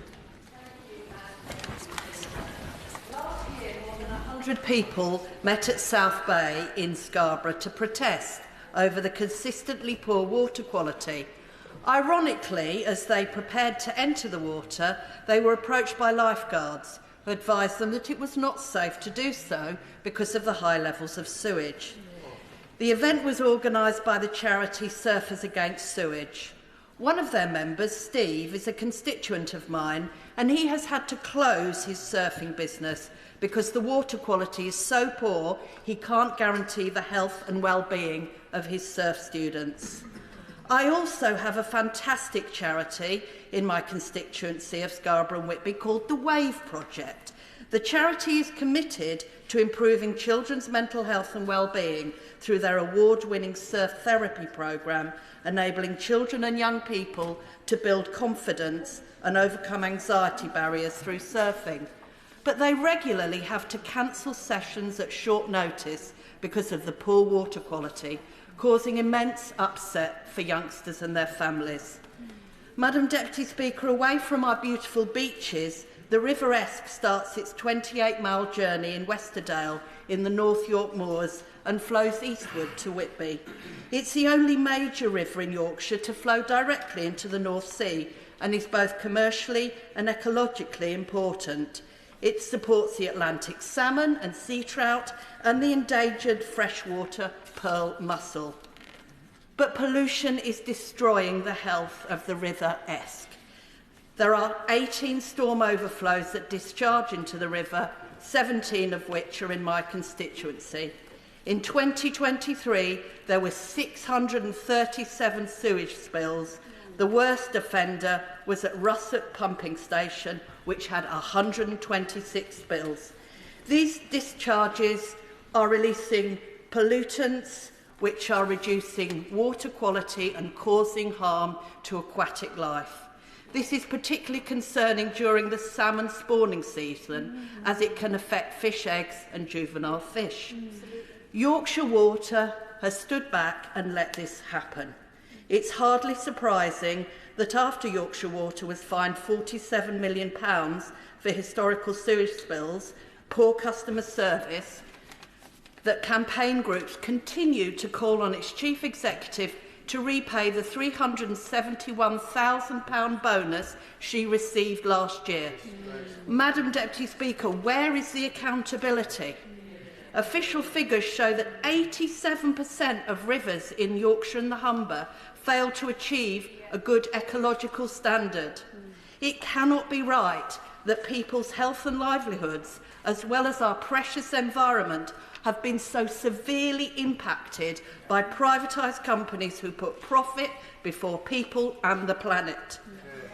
Madam Deputy Speaker, I therefore welcome the measures set out in this ambitious bill, especially the move to boost accountability, meaning that the Chief Executive of Yorkshire Water will no longer receive her bonus unless high standards are met on protecting the environment as well as her customers. The new requirement on water companies to report on the frequency and duration of all emergency storm overflows within an hour of discharge taking place will tell us the real story for the first time. Only then can we draw a line under this disgraceful era of profit at any cost and move towards fixing the broken water industry. Sarah Bool. Thank you, Madam Deputy Speaker. It is absolutely right and correct that we are debating today the measures to improve the water industry. With continued concerns over Thames Water and Southern Water, action must be taken to protect our water service. But I do think it is important that we put this debate in proper context and take a step back. We have to appreciate that most of the UK has a combined sewerage system, meaning that both rainwater and wastewater are carried in the same pipes and wastewater then goes into the sewage treatment plant. If, as in recent weeks, we have exceedingly heavy rainfall, capacity can be exceeded and water companies are allowed to spill untreated wastewater into rivers and seas. Otherwise, there is a serious risk of flooding people's homes with waste. Now, there is an issue of where companies have been doing this where there has been no rain, which is known as a dry spill, and that is not acceptable. But what has been miscommunicated by opposition parties and the Secretary of State, but which was a vital step taken by the previous government, was to take action to require monitoring of storm overflows. As my honourable friend said, this monitoring has increased from 7% in 2010 to 100% in 2024, which has enabled discussions and plans to fix the poor behaviour of the water companies. The overflows were always happening, but it was our previous government's monitoring which caught this poor behaviour and highlighted the actions that were required. Not just yet.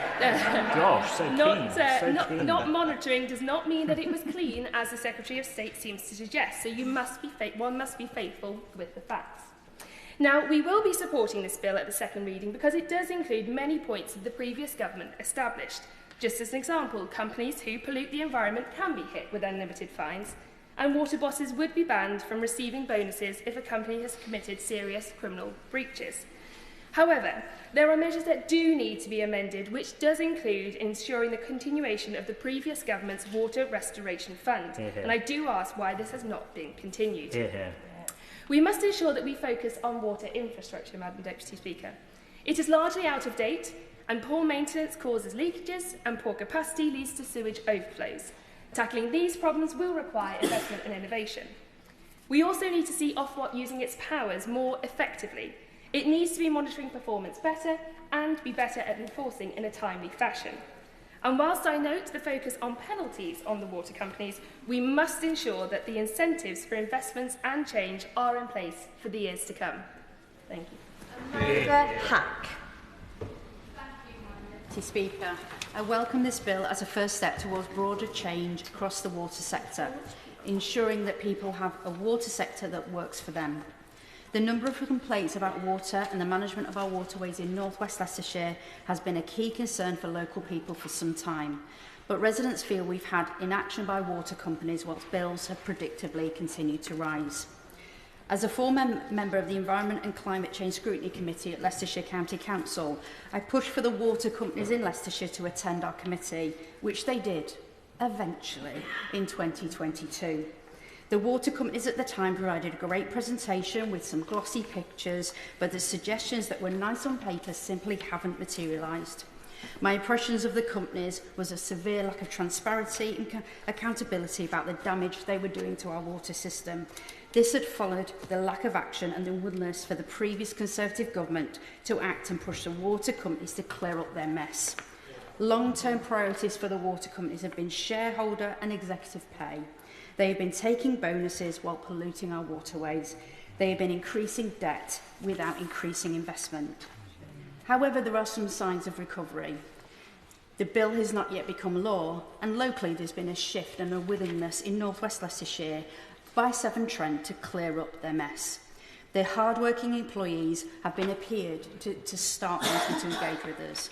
This will need to continue so we're able to challenge this consistent impact of poor water quality is having on our communities and our environment. Like so many others, water issues remain a constant in my casework, and local people have been in touch reporting about dry weather outflows. They're asking the question, quite rightly, about legitimacy of these outflows in dry weather, as well as large volume releases during wet conditions. What's clear is the release has been seriously damaging for our communities. Let me bring home an example of the importance of this bill. I've been working with a group of residents in Whitby in my constituency. They have a shared garden space next to the Graceview Brook, where they have a storm drain. The storm drain regularly releases effluent, and I visited recently. Despite having had a crew to clear up, it was clear there was still debris. Whilst the water in the brook had been tested immediately after the spill, this was within normal range, the residual smell just remained. It just clung, and it meant those residents were unable to use their personal space. I have another site in Donington Heath. This area is home to the most used sewer outflow in the constituency, and I was invited to see a resident who has a small holding close by. They have a storm drain on their land alongside the River Sence, a particularly beautiful watercourse. When I visited earlier in the year, they just had an effluent release, and despite 10 bags of rubbish being cleared from the area, there was still a clear path of debris from the spill. This keeps happening. It has to stop. These are just two cases of our local communities bearing the impact of poor decision-making and lack of investment in our infrastructure. They should not have to manage untreated waste whilst the execs get their bonuses. Communities should not have to continue to deal with this. This bill puts the failing water companies under special measures, sends out a clear message this government is ready to take action it needs to fix our foundations. It's the start we need to deliver transformational change needed for our much desperately needed for our water system. Thank you. Alison Griffiths. Thank you, Madam Deputy Speaker. It's an honour to speak on such an important issue, one that affects my coastal constituency daily. Sewage discharges, water quality and the related issue of flooding are amongst the most pressing concerns for my constituents in Bognor Regis and Littlehampton. The Environment Agency's bathing water classifications, updated on November the 26th, reveals alarming declines in water quality. Bognor Regis East's classification dropped from good to sufficient. Aldwick remained poor for the third consecutive year. Abuses of our water system are having a serious impact on public health, our vital tourism industry and our natural environment. However, by focusing only on water companies and sewage, this bill delivers an oversimplified approach. There's an urgent need for holistic and comprehensive solutions to protect our waters, prevent flooding and tackle sewage discharges. It isn't simply about water companies and sewage, but this bill falls into the trap of focusing solely on that. In Bognor Regis and Littlehampton, the situation is compounded by the recurring flooding, which affects businesses and homes from Shripney Road and Durban Road on the boundary of the constituency to Fish Lane and Rope Walk in Aldwick and Littlehampton, respectively. This flooding is exacerbated, in turn, by extensive house building on our floodplain and the local topography. Without infrastructure improvements and an integrated action plan, sewage outflows will continue to blight our coastline.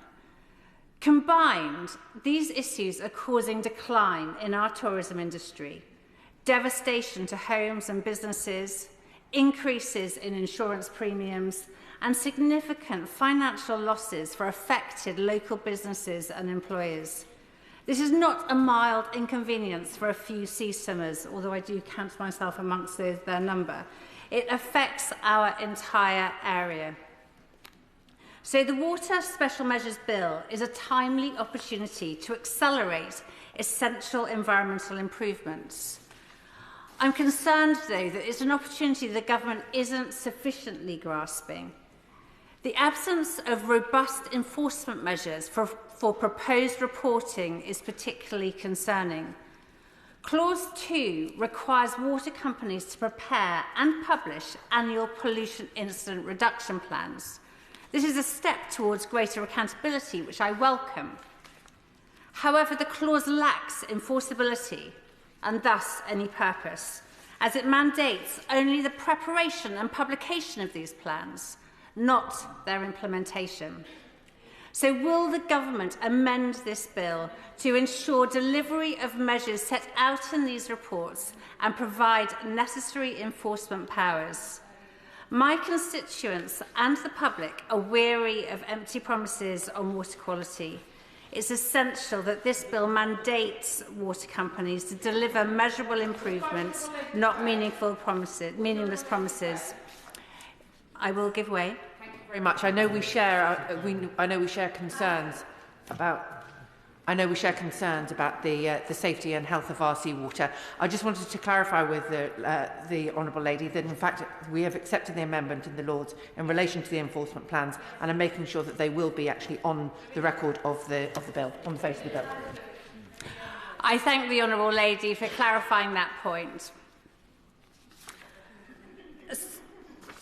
So letting this bill go through without that amendment would have been a disservice, and I am delighted to hear it.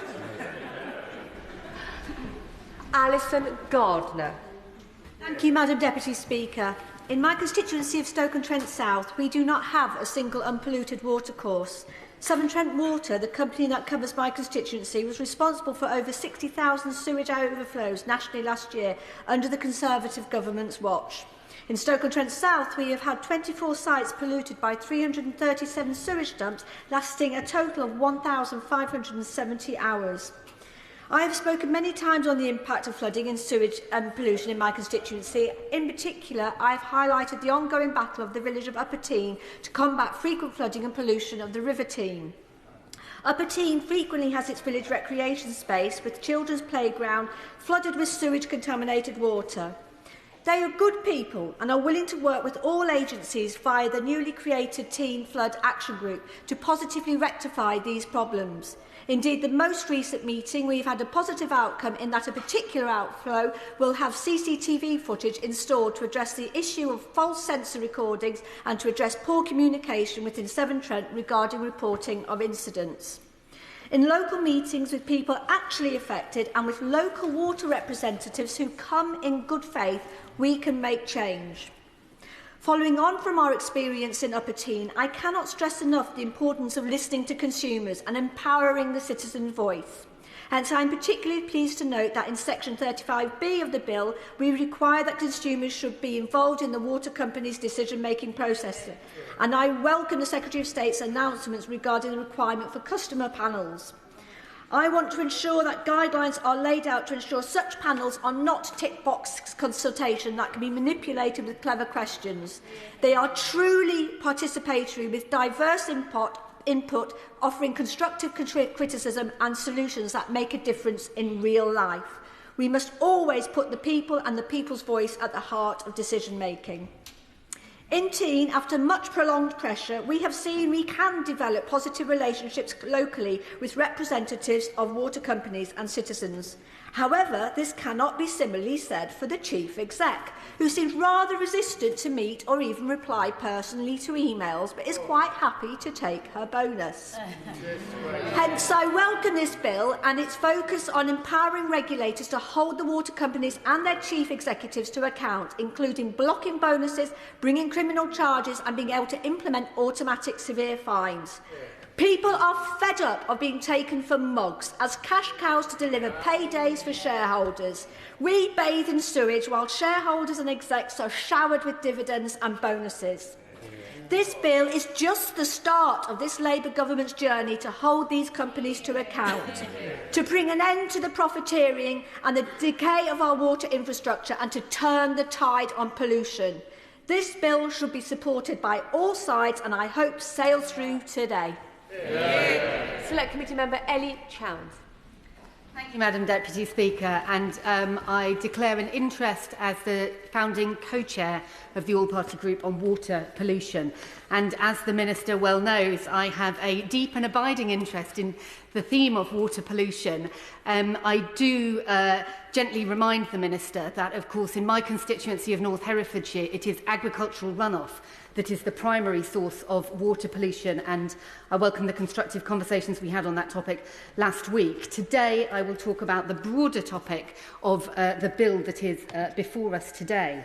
Now, water companies have extracted £85 billion of value from our water industry since privatisation. That is an absolutely extraordinary figure, and their flagrant abuse of our rivers, seas and lakes, I think, is, frankly speaking, a stain on our country, literally as well as figuratively. 30% of all water bills now go on debt servicing and dividends, and this is money that should be going towards maintaining and improving our water infrastructure and services.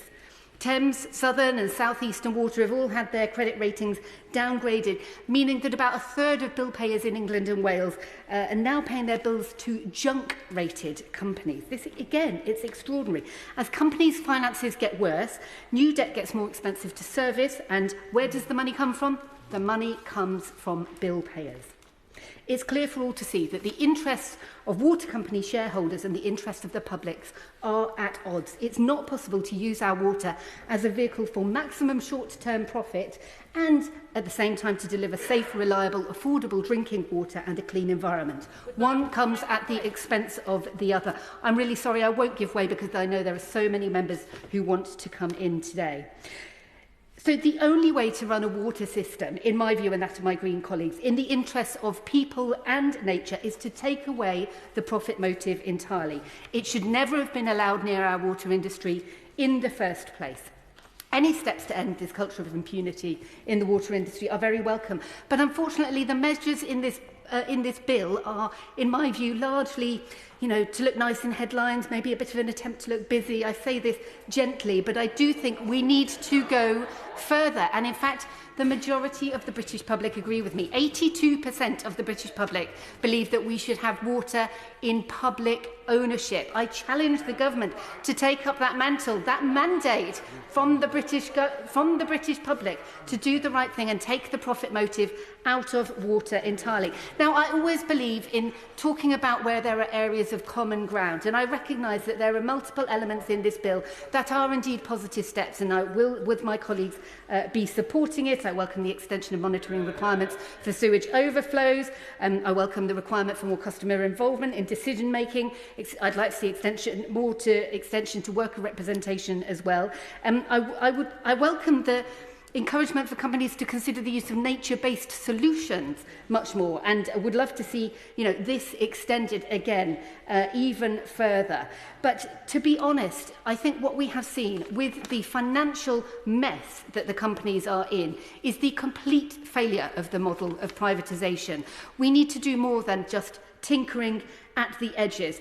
The government's Water Commission won't even be allowed to consider this question of public ownership. So it's going to hunt high and low for solutions while continuing to kick the can down the road. Is it not time, Minister, to face the reality that profit in water has failed and to do what the majority of the British public want, which is to bring our water and sewage utilities back into public ownership? Thank you. Naish. Speaker, for inviting me to speak. Like many colleagues, I stood on the banks of my local river, the River Trent, during the general election campaign, looking out over murky waters and promised residents that the next government would change a broken system that has enabled our water quality to drop to the point where only 14% of rivers and lakes in England have a good ecological status, according to the Environment Agency. Since being elected, hundreds of residents from Rushcliffe have contacted me to say they are concerned about our broken water and sewage system, describing it as symptomatic of a broken Britain. I'm pleased, therefore, that today's bill marks the start of a significant turnaround process for the health of our nation's water. Yes, hear, hear. Madam Deputy Speaker, locally to me in Rushcliffe, the data has been consistently going in the wrong direction. There were 471 sewage dumps in my constituency in 2022, and this more than doubled to 958 sewage dumps in 2023. The absolute number of sewage dumps is, of course, a crude indicator, but sadly the cumulative impact has also grown from 3,733 hours in 2022 to 10,774 hours in 2023. The direct impact on Rushcliffe residents is palpable, especially in villages like East Leek, which is susceptible to flooding, which frequently includes raw sewage. I welcome the works that Severn Trent is starting to take by upgrading a nearby treatment works, doubling processing capacity by the end of March 2025. But for many residents, this investment is far too late and should have been made years ago in an era when water companies were creaming off profits and failing to act as a true and honest custodian of the national water network. Yeah. To that end, I would like to encourage the Secretary of State and his team to think carefully about who we want to be the future custodians of our water network. If water and sewage companies go under, I believe we, the state, should always be prepared to step in to offer a genuine public alternative to hedge funds and the like. As with rail and energy, we should be prepared to start a process whereby the state once again offers to play a more active role in running basic universal services, challenging private sector organisations which have happily paid out dividends while allowing 3 billion litres of water every day to be lost through leaky pipes. But fundamentally, Madam Deputy Speaker, I believe that it is the right of each and every one of us to be able to enjoy our beautiful rivers, lakes and seas without the fear of getting sick. So on behalf of my constituents in Rushcliffe, I welcome the many positive measures in this bill as it seeks to enhance enforcement powers and start cleaning up our water for good. Moving forward, there should be no more sticking plaster fixes because, quite frankly, the very least that my constituents deserve is a water and sewage system fit for the 21st century.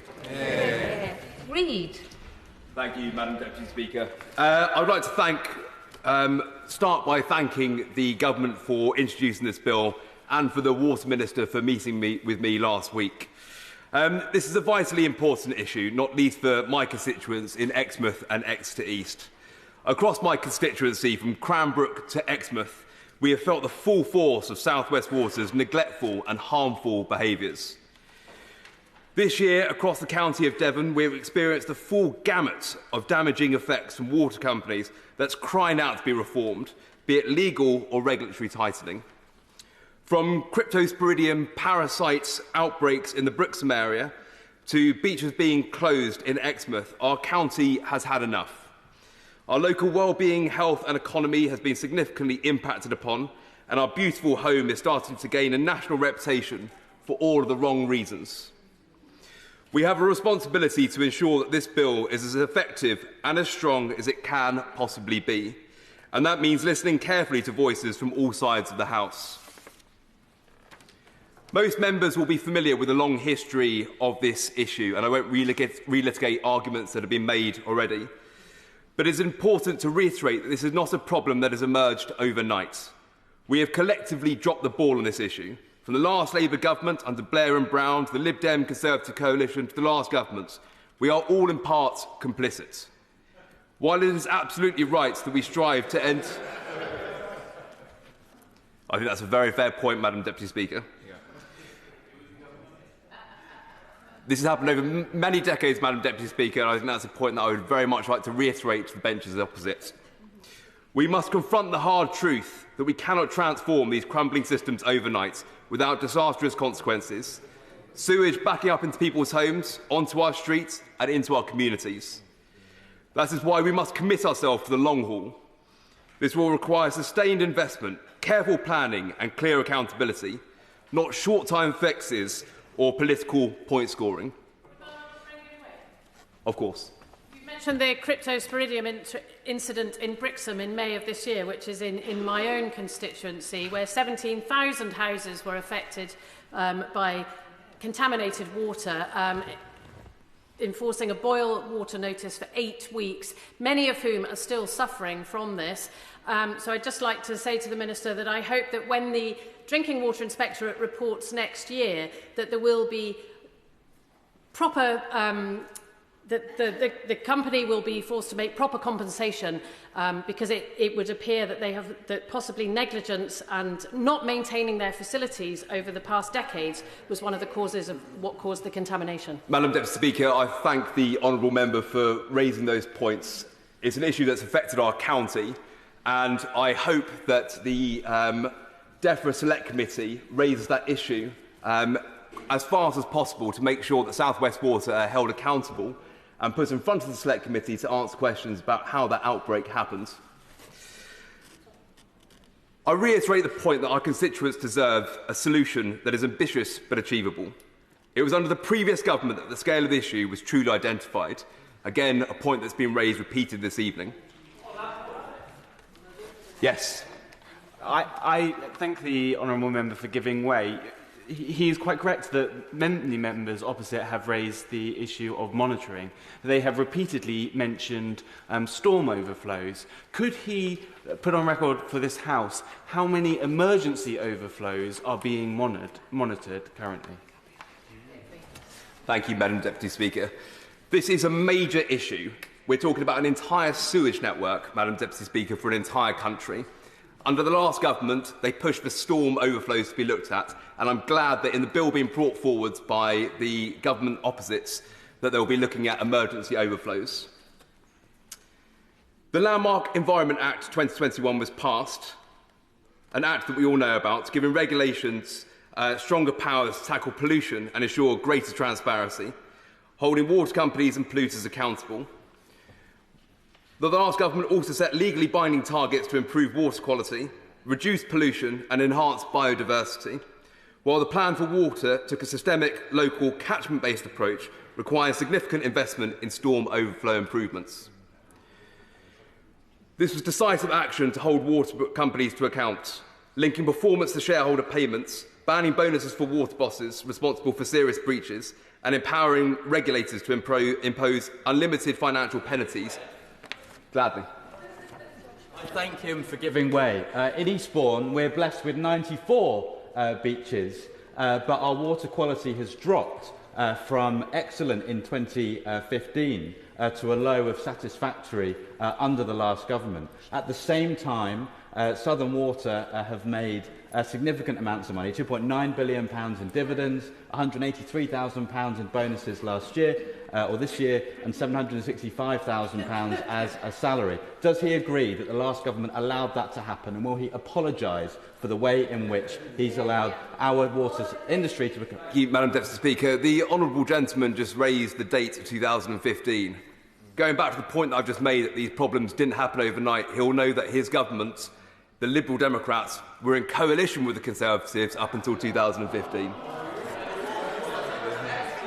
The previous government took decisive action to hold water companies accountable, linking performance to shareholder payouts, banning bonuses for water bosses responsible for serious breaches, and empowering regulators to impose unlimited financial penalties on polluters.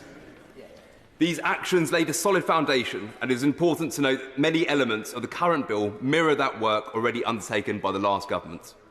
For example, the confiscation of bonuses from water company executives responsible for pollution is already in motion under existing frameworks. Many of the measures in the bill outlined were already being implemented and do not actually require primary legislation. To make real, lasting improvements, we need a more wide-ranging strategy, and I hope the government will listen carefully to constructive criticisms, as my constituents in Exmouth and Exeter, like so many others, deserve nothing less.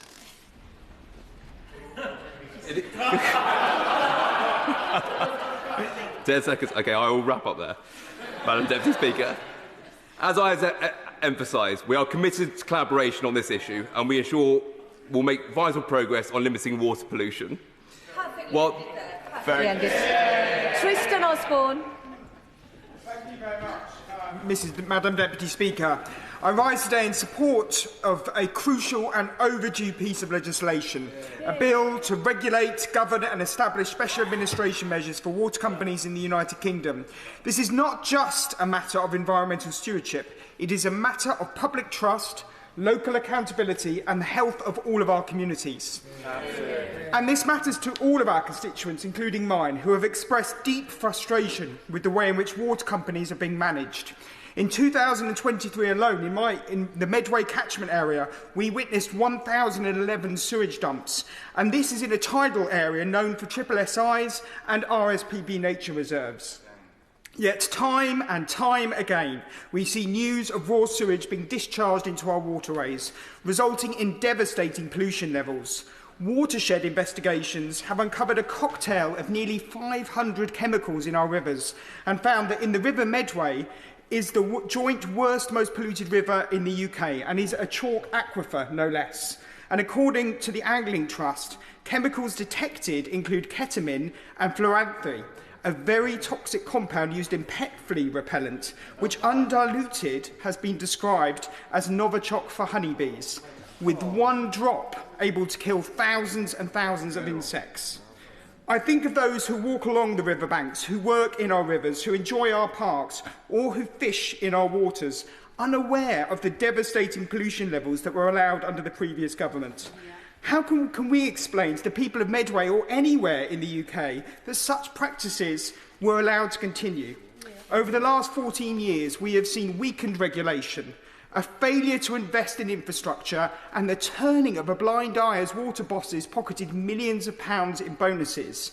A kind of perverse performance-related pay, where the higher the discharges, it seemed to many the greater the bonuses. Now, some may argue that privatised water companies are critical for investment and efficiency, that profit motives encourage innovation. They say regulation would stifle growth and deter private sector involvement. I have to say it is welcome to see that there is some element of cross-party consensus that privatised low-regulation industry has failed this nation. The truth lies in responsible action. We do need strong government, regulation to ensure water companies meet their obligations, balanced with empowering local governments and communities to oversee and protect their resources. The state of our rivers at the moment is a disgrace, and we do need change. Let's introduce those stricter penalties for water companies failing to meet those environmental standards and push for greater investment in our infrastructure, including significant upgrades to wastewater plants. This bill is about more than just fixing a broken system. It's about creating a sustainable future for our children. Cleaner, greener rivers means healthier communities. Stronger governance means fairer water bills and better services. And a protected environment means we can safeguard not just our wonderful wildlife, but also the quality of life for generations to come. It is absurd to think that in the 21st century, Britain, human waste is being dumped into major waterways, and that we have allowed this to be the status quo. To my colleagues in this chamber tonight, I say support this bill. To the people of Medway and beyond who I represent, I say demand better from those entrusted with your most vital resource. Together we can build a system that works for everyone, not just for shareholders, but for families, businesses and the environment. David Chadwick. Thank you, Madam Deputy Speaker. As the MP for Brecon, Radnor and Cumtower, I'm in the honourable position of representing a constituency containing three mighty rivers. The Rivers Usk, Tower and the world-famous River Wye all rise in the hills and mountains of mid-Wales and pass through this giant constituency. All the water in the Wye ought to be considered a national treasure, stretching as it does across some of the most picturesque landscapes, providing habitats for an array of wildlife and supporting multiple communities through tourism and recreation. Yet sadly, the River Wye is dying at an astonishing speed.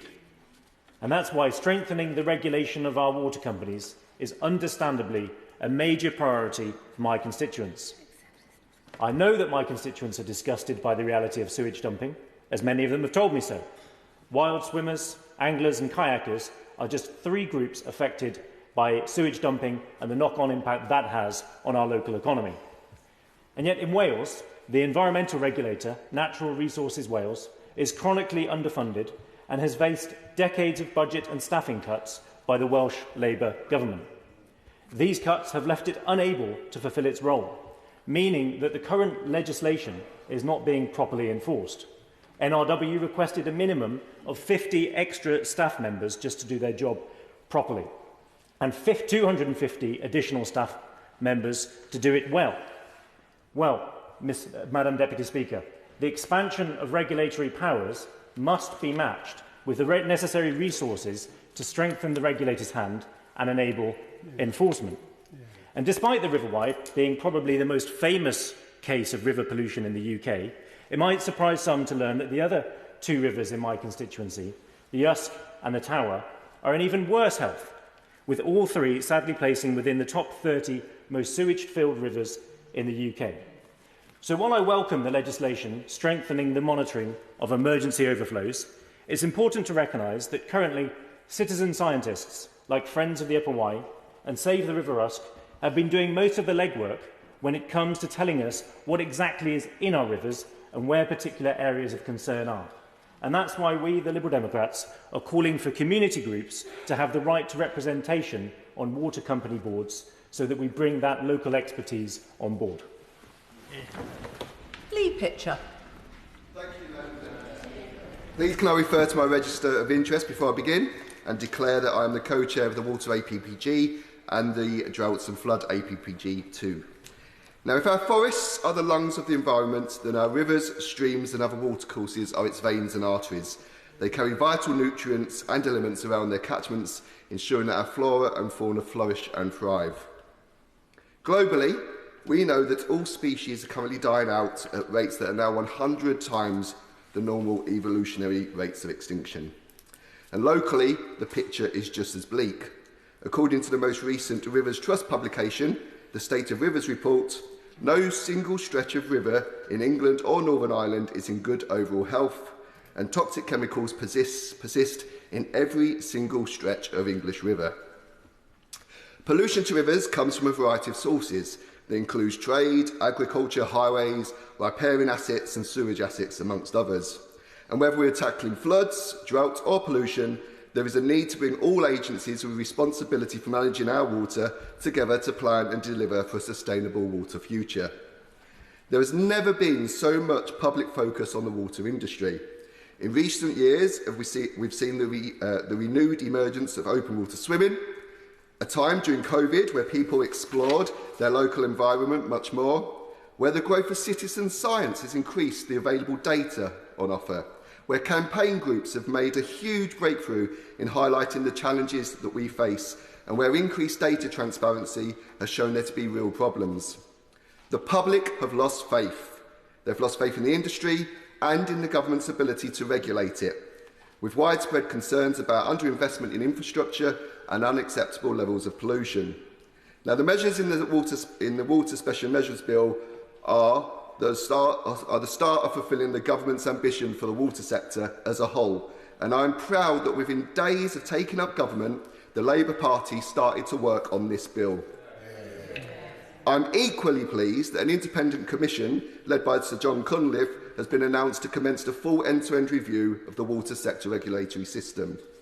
This Water Special Measures Bill delivers on the government's promises to ensure water companies are held to account in delivering service and environmental obligations, and in doing so begin to rebuild that so-needed trust.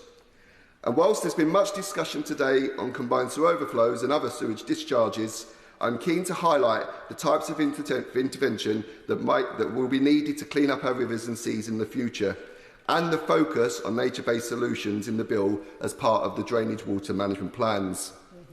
Grey infrastructure, new pipes, pumps, sewers and additional treatment capacity will always be part of the equation, but as we look to become more sustainable, I'm encouraged to see the reference to nature-based solutions in the bill and their role in the future. I will. Thank you, Madam Deputy Speaker. I completely agree with you about the issue of natural solutions. The Urban Wastewater Treatment Directive seems to be completely counterintuitive. In my constituency, in Wareham, we have a chemical-based removal system that costs £10 million, delivered a 10-tonne per year saving, whereas a nature-based solution was calculated to deliver 90 tonnes per year at a fraction of the cost. Would you agree with me this is definitely the way to go? I would definitely agree that it actually requires a whole full range of different types of solution, including blue-green and the more traditional as well, without a doubt. So blue-green infrastructure comes from working with the landscape and environment to create a new type of asset that can reduce flood risk or store water to be used later during times of drought, but can also attenuate pollutants before they go to watercourses and improve water quality at source. These include things like the creation of ponds and rain gardens, rewilding and woodlands, mini forests and wetlands, building in buffer strips, hedgerows and green roofs as part of new development, and engaging in smart soil management. Of course, these have wider-reaching opportunities too, and I think that's really, really important because they bring opportunities for new skills, new jobs. They facilitate nature recovery. They provide a means of education for young adults. Now, this government needed to respond fast with immediate action. It has done just that with the Water Special Measures Bill. This government needed to ensure that in parallel, a sustainable view of the whole regulatory regime of the water sector was taken. It has done that with the announcement of the Commission. Now, that's the difference a Labour government makes. Yeah. And on behalf of my constituents in Doncaster East and the Isle of Axholme, I fully support this bill tonight. Anne Davies. Diolch, Madam Dirprwy Llefarydd. Well, deteriorating water standards while customers pay higher and higher bills, the water sector, no doubt, overhaul is overdue.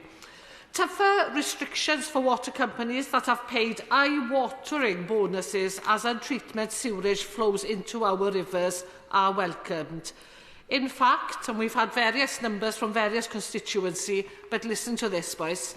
My constituency of Caerfyrddin saw the most sewage dumped in 2023, with over 11,000 dumps lasting over 115,000 hours. So, good reporting may be a factor, but the track record of not-for-profit Dŵr Cymru isn't fantastic. And fined over 40 million for misleading over poor performance, while Ofwat had to block £163,000 of undeserved customer-funded bonuses. So further regulation is necessary and overdue. However, I do have some concerns regarding the bill. Firstly, River Action and Surfers Against Sewage have highlighted Ofwat's continued duty to make reasonable returns for water companies, prioritising profit over environmental and public health. And profit-wise, I think Storm Dara in West Wales clearly showed that supply becomes an issue when power is lost, and therefore infrastructure investment is sorely needed. Secondly, the extension of storm overflow monitoring to cover emergency overflows is a good idea in principle, but to make a real difference, we must move away from unreliable and limited event duration monitors to a better monitoring model that provides more insightful data on volume and discharge type. And some of these are already in motion. The Tyvi Nutrient Monitoring Project uses high-frequency monitoring sensors and multi-sons along the Tyvi River. And supported by citizen science, they collect data 4 times a day, tracking pollution and identifying sources, which will then guide action plans for the Tyvi, Towie and Cleddau rivers. And when I was County Councillor with Carmarthenshire County Council, I was delighted to be part of the nutrient management team putting these SONS monitors into the river and for promoting nature-based solutions. Finally, Plaid Cymru believes that Wales should have full control over our water resources, and much of the bill's provisions are already devolved matters subject to Senedd consent. And according to a recent statement, the Labour Senedd believes that it is in the best interest of Wales for the UK Parliament to sometimes legislate in devolved areas, including where this enables policy objective to be most effectively achieved. The sanctity of Welsh devolution should never be vulnerable to the whims of any London party politics, and this Labour policy does cause long-term concern. The aims of this bill are welcomed, and the current scandal of water quality must be resolved. However, we do need to make sure that the bill adequately prioritises environmental and public health without undermining devolution. Diolch yn fawr. I'm going to reduce the time limit to 3 minutes after the next speaker. Andrew Peggs. Thank you, Madam Deputy Speaker. I'm privileged, Madam Deputy Speaker, to be speaking in the second reading of this bill because it has huge interest to my constituents and the country. After 14 years, this new government has inherited record levels of illegal sewage dumping in our rivers, lakes and seas. An Environment Agency budget halved since 2010, infrastructure crumbling with bursting pipes and record spills, and water companies unaccountable. Madam Deputy Speaker, it is time to change that. It is time to hold our water companies to account, and it is time to start fixing the problem. That's why this government has made the Water Special Measures Bill a priority. We need immediate action to end the disgraceful behaviour of water companies and their unruly bosses. In my constituency alone, we have over 3,000 hours of sewage poured into our rivers last year. Now, a lot of sewage came out of the last government, but it certainly wasn't the sewage we're talking about tonight. Belatedly, after our sewage, Anglian Water, which I know many members in this chamber today are also represented by, had to pay £38 million to Ofwat. The year before, Anglian Water's chief executive received £1.3 million pay package as a mix of pay and bonuses, despite the company's poor performance. And despite overseeing the catastrophic failure, water chief executives have paid themselves over £41 million in bonuses in incentives since 2010. And Madam Deputy Speaker, it gets worse. Thames Water's boss took a £195,000 bonus for just 3 months' work at the end of March. The unacceptable face of unaccountable privatisation. And is it little wonder that constituents write to me are angry? Is it little wonder that people have so little faith in the power of accountability and regulation when so little was done by the last government? I asked some of these questions directly to Ofwat when they appeared before the EFRA Select Committee recently. The answers were wanting.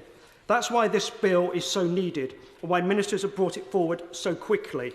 The bill sets out new powers to make water companies accountable, new powers to ban bonuses for CEOs and senior leaders unless high standards are met, new powers for the criminal liability for water executives, and a new approach to ensuring water companies live up to their environmental obligations and serve the public good. And when we talk about what's happened to the water companies, I also want to put on record my thanks to those public servants who have been fighting hard despite the cuts we've seen for the last decade. Those in the Environment Agency, the public servants in our water utilities, those members of the GMB, Unison and Prospect who know what looking after our water and nature is really about. Madam Deputy Speaker, this bill treads where the last government failed to go. And let us be clear about the Conservatives' legacy. The Conservatives failed to invest in a broken infrastructure and let consumer money be spent irresponsibly on bonuses and shareholder payouts.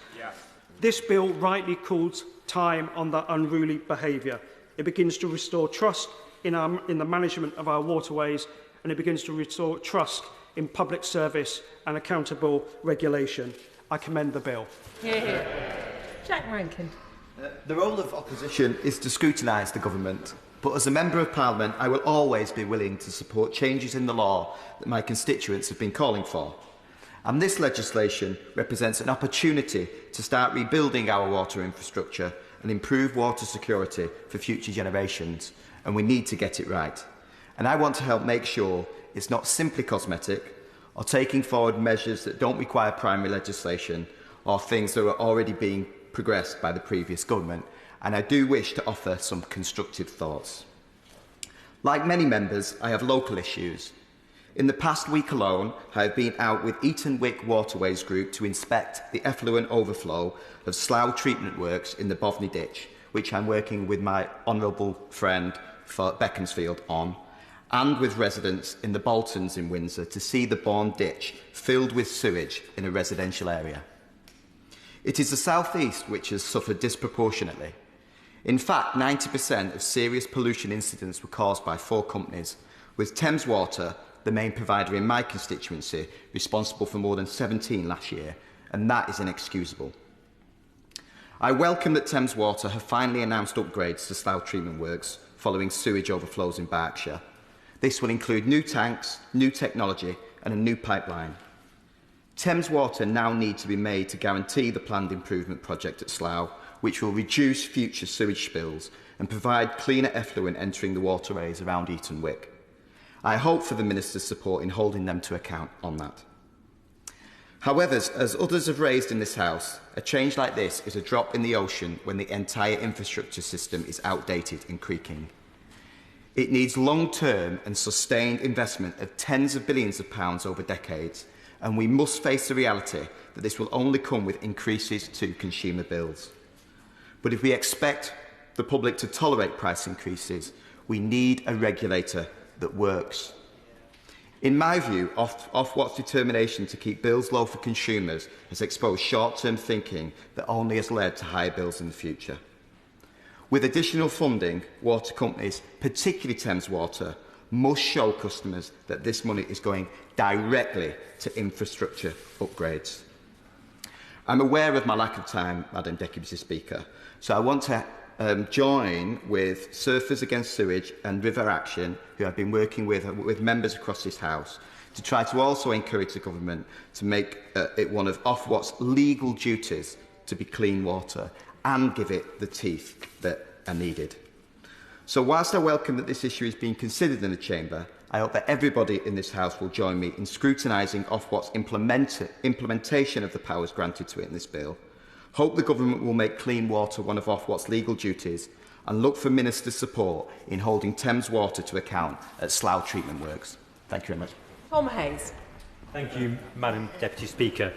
The water is key to Bournemouth's appeal as the most stunningly beautiful town in our country. And contentious. And unsurprisingly, residents in Bournemouth East are absolutely horrified by the untreated sewage that they are having forced upon our town. Jacqueline from Boscombe told me about how her wild and free surf therapy sessions had to become surf-free because of sewage in the sea. That's children and young people whose mental health could be significantly improved being let down again. Sarah from Charminster told me about how she's a regular sea swimmer and she does that to manage her long COVID symptoms. But she's now worried about the impact of pollution on her health and on the natural environment. Gareth in Muscliffe is clear that something really must be done about this, and soon for the sake of our health and our future. And Sarah in Southbourne has said that this is not the only environmental crisis that we face, but focusing on it and ensuring improvements would be regarded as major successes.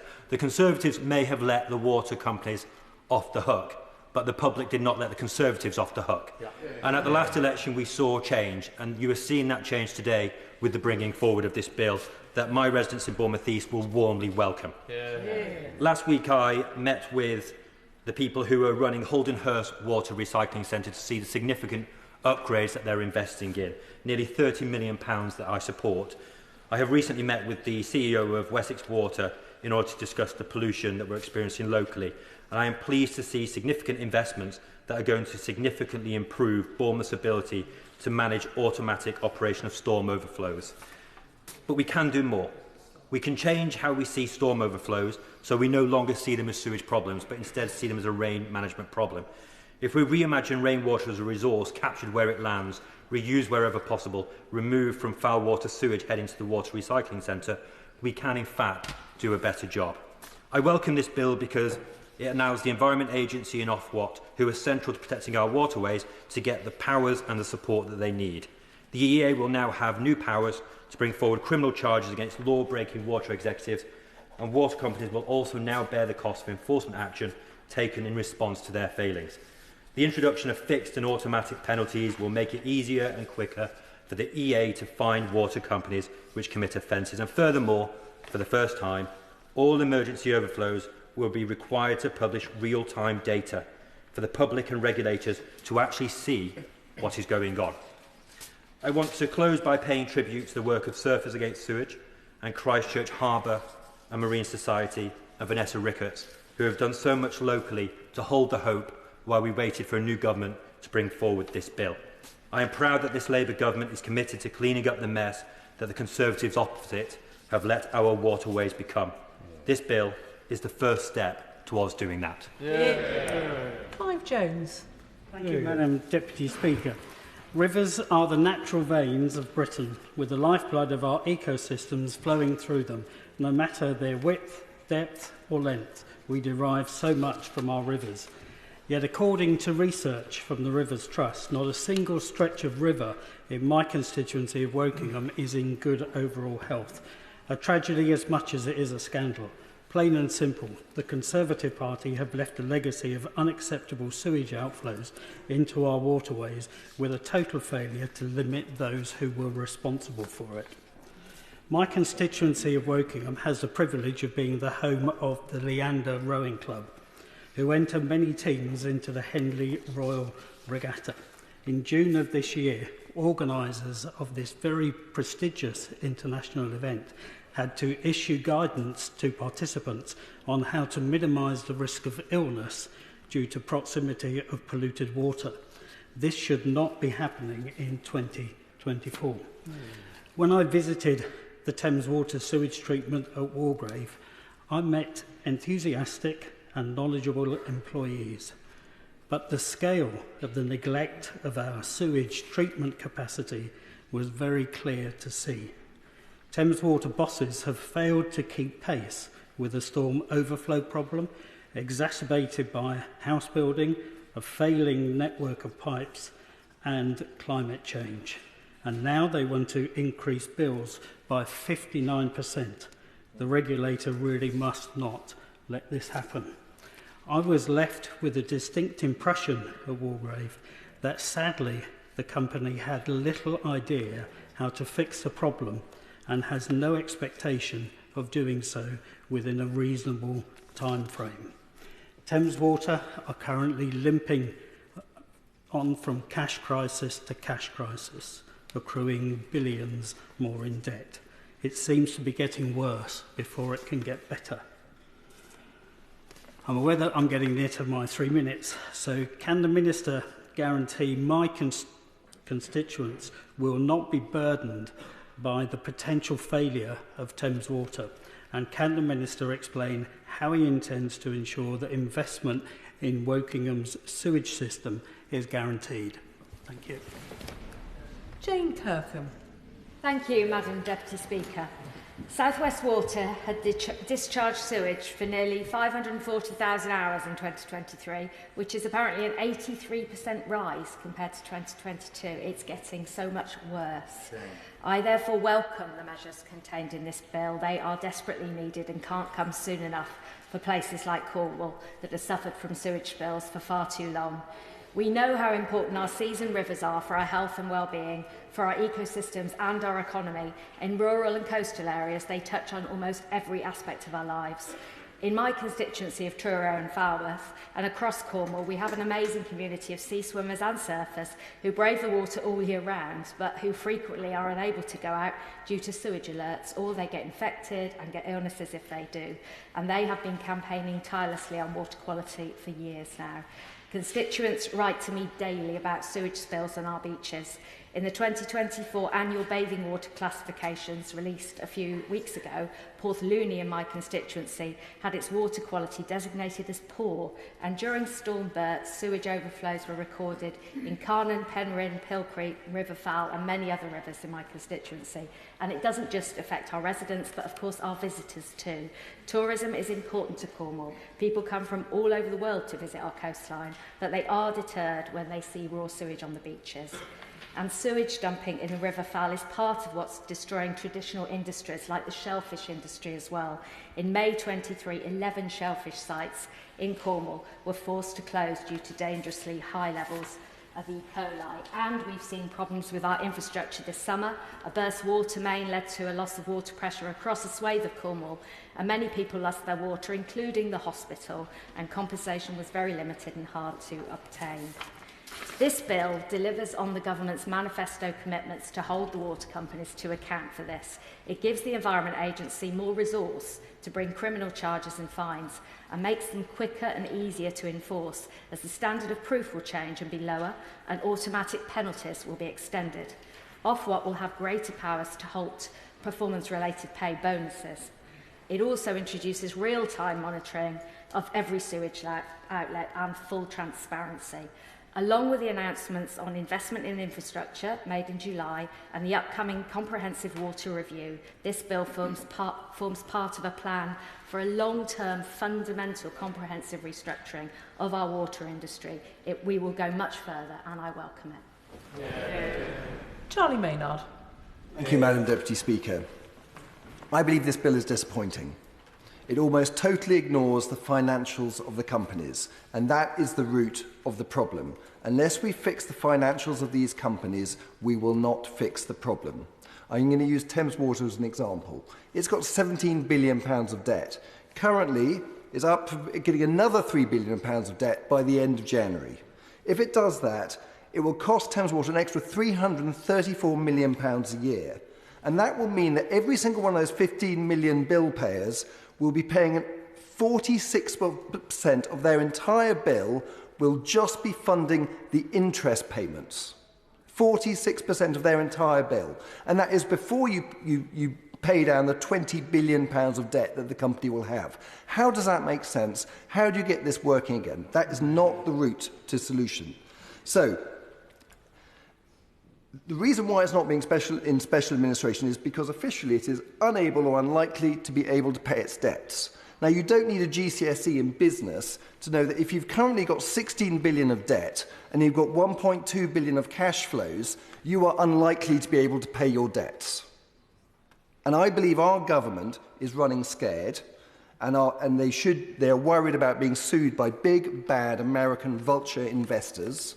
And that is why they're not putting into special administration regime, a regime that was explicitly set up for exactly this purpose. So, please don't let Ofwat approve a price rise for Thames Water. Put the company into special administration and start to deal with the problems, because we're not going to deal with it until we deal with the financials. Now, in the 1 minute and 17 seconds to go, steal some of these ideas, please. Yes, reform the 3 regulators, put them all together. Clause 10 and 11. Why should consumers be paying for the financial losses following government financial assistance? Why shouldn't creditors and shareholders be paying for that? Seems pretty weird to me. Establishing pollution baselines for each catchment. Get that straight. Reset the Environment Agency permits for individual sewage treatment works. Get the capacities for each sewage treatment works, and get the EA's 3.0 times multiplier applied for every sewage treatment works. And get volume flow meters. In that clause 3, no volume flow meters. We're not getting them. Read it yourselves. We're getting monitors, which are event duration monitors, not flow meters. And that means we're back in the same place we've been for the last 14 years. We need flow meters. So please, can we insist on that? Finally, we need to be haircutting that debt. So it will have 20 billion, and we need to be getting down to 5. So that's what should be the key focus, because then we're back on stable footing and we can invest as we need to. Thank you very much. Darren Paffy. Thank you, Madam Deputy Speaker. It's a pleasure to welcome this much-needed legislation. Just a couple of weeks ago, I visited Bitton Park Primary School, which is just across the Itchen River from Southern Water's treatment works. I met with the school's eco-warriors, a really inspiring group of school children who are passionate about improving their environment. But they told me how the stench from the treatment work sometimes means that they feel so ill they cannot play outside at lunchtime. That's what happens when 1,000+ hours of sewage dumping takes place last year alone, and that's a 350% increase on the year before. Madam Deputy Speaker, these children express their outrage and their desire for change in a way that grown-ups often are less good at doing. But let's be clear, this is not something that our children should have to accept as normal. That's why, Madam Deputy Speaker, I'm campaigning for bathing water status for the Itchen and would like to work with ministers to see how we can clean up the river and achieve this. This is a big local issue, one I'm determined to try and help resolve, but there is no doubt from the excellent contributions of honourable colleagues that this is a national issue. Yep. And it's clear that private water companies have been treating our rivers with utter contempt. Let's not forget how we got here.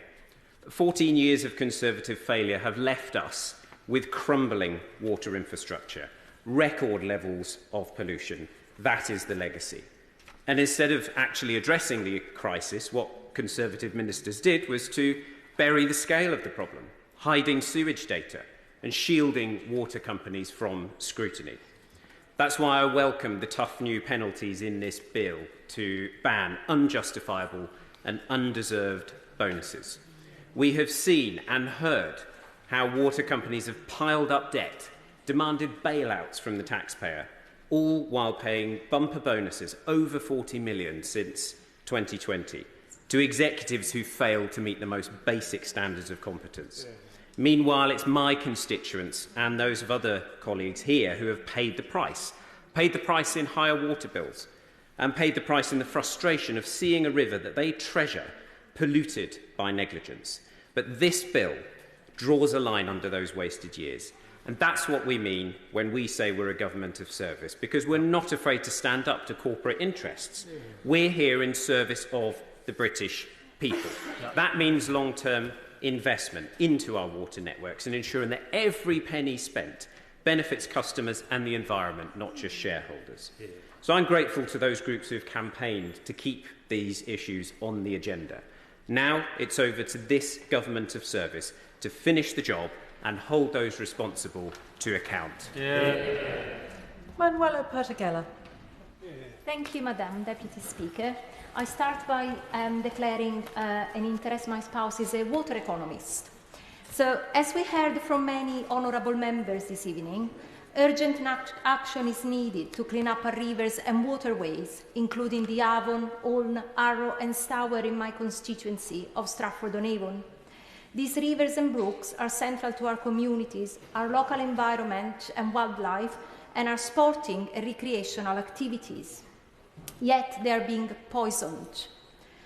Water is a common good, and the water companies, including Severn Trent Water in my constituency, have shown utter disregard for our most precious of our natural resources. The Government Water Special Measures Bill is a welcome step, but much more needs to be done. Across the UK, untreated sewage was discharged more than 600,000 times last year. It's a national disgrace. In my constituency, spills happen for a total duration of nearly 16,700 hours in 2023. So I want to thank the citizen science champions in my constituency and the many campaign groups from Shipston to Stratford, from Bidford to Ulster, for shining a light on this crisis. Without their tireless work, much of this devastation would remain hidden. I also want to pay tribute to our many rural communities who have experienced repeated sewage flooding and are literally left to clean up the mess. But, Madam Deputy Speaker, while the residents stepped up, the previous Conservative government failed to hold the water companies to account. Shareholder profits should not be prioritised over public health and environmental protection. I urge the government to consider the Liberal Democrats' proposals to abolish Ofwat and replace it with a clean water authority that has real teeth, a regulator that focuses on environmental performance, demands real-time sewage pollution data, and enforces legally binding targets to eliminate sewage spills by 2030. And the bill must also mandate investment for sewage and drainage infrastructure. Madam Deputy Speaker, this bill is a chance to take real systemic action to clean up our waterways, However, the government must strengthen the proposed legislation in more radical ways, so that we can give our constituents the clean and thriving waterways they all deserve. David Burton-Sampson. Thank you, Madam Deputy Speaker. Now, according to the latest government figures, last year the sewage dumps in my constituency of Southend Western Lee along my small coastline rose from 100 in 2022 to 206, more than a 100% increase. And across the country, this is the legacy of the last Conservative government. They failed to get to grips with holding our water companies to account, and in the meantime, it's us and our constituents who have suffered, with polluted waterways causing swimmers and those taking part in water sports to become ill as a result. Never mind the impact this has had on the natural environment. I'm told by Anglian Water that these sewage dumping figures will be significantly lower in 2024, but we'll await to see them published. Moving forward, an immediate positive move by this Labour government has been to require real-time monitors so that the public and the regulator has full transparency on where water spills are happening, within an hour of them happening, so nowhere to hide. In Southend, both myself and my honourable friend for Southend East and Rochford have recommenced holding water quality summits. There are means of bringing stakeholders together and interested members of the public to discuss current issues and challenges, from pollution, sewage dumps and regular flooding. I hope our water quality summits will serve as a good exemplar of how the proposed new customer panels could work across the country. Now, my Conservative predecessor, the former MP for Southend West, had the right intentions when she initially started the water summits locally during her term. However, she was restricted by the failure of her own government to put in place sufficient regulation and consequences for the water companies to really fix this issue. In October 2021, the Conservatives voted against a Lord's amendment to the Environment Bill to place a legal duty on water companies to reduce sewage discharges into our rivers. And in January last year, 292 Conservatives, ironically including my predecessor, voted to give water companies 15 years to clean up their act as part of the Environment Targets regulations. Yes, 15 years. Having run my own business and worked in senior roles in other businesses, I know the standards required to consider awarding bonuses. Underperforming on a key metric would not and should not be overlooked when considering the payment of bonuses. The same will now properly apply to the water industry, and so it should. I'm proud of this bill, and I'm proud to support it. The Labour government has done more in our first few months to tackle this scourge than the Conservatives did in the last 14 years. This government is serious about bringing the change that is so urgently needed to end this scandal of water pollution once and for all. Thank you. Gideon Amos. Thank you, Madam Deputy Speaker. Few of the natural features of Taunton and Wellington constituency in Somerset are as valued as the River Tone going through the constituency. And like my right honourable friend, I welcome this bill, but again wish it would go further. In particular, we need a much stronger regulator. As long as Ofwat has a duty to protect returns for shareholders and profits, but not to protect the environment, it's going to be more of a tame kitten than a watchdog, in my opinion. In fact, when it comes to managing the quality of our water and our waterways, profiteering surely has no place in that equation.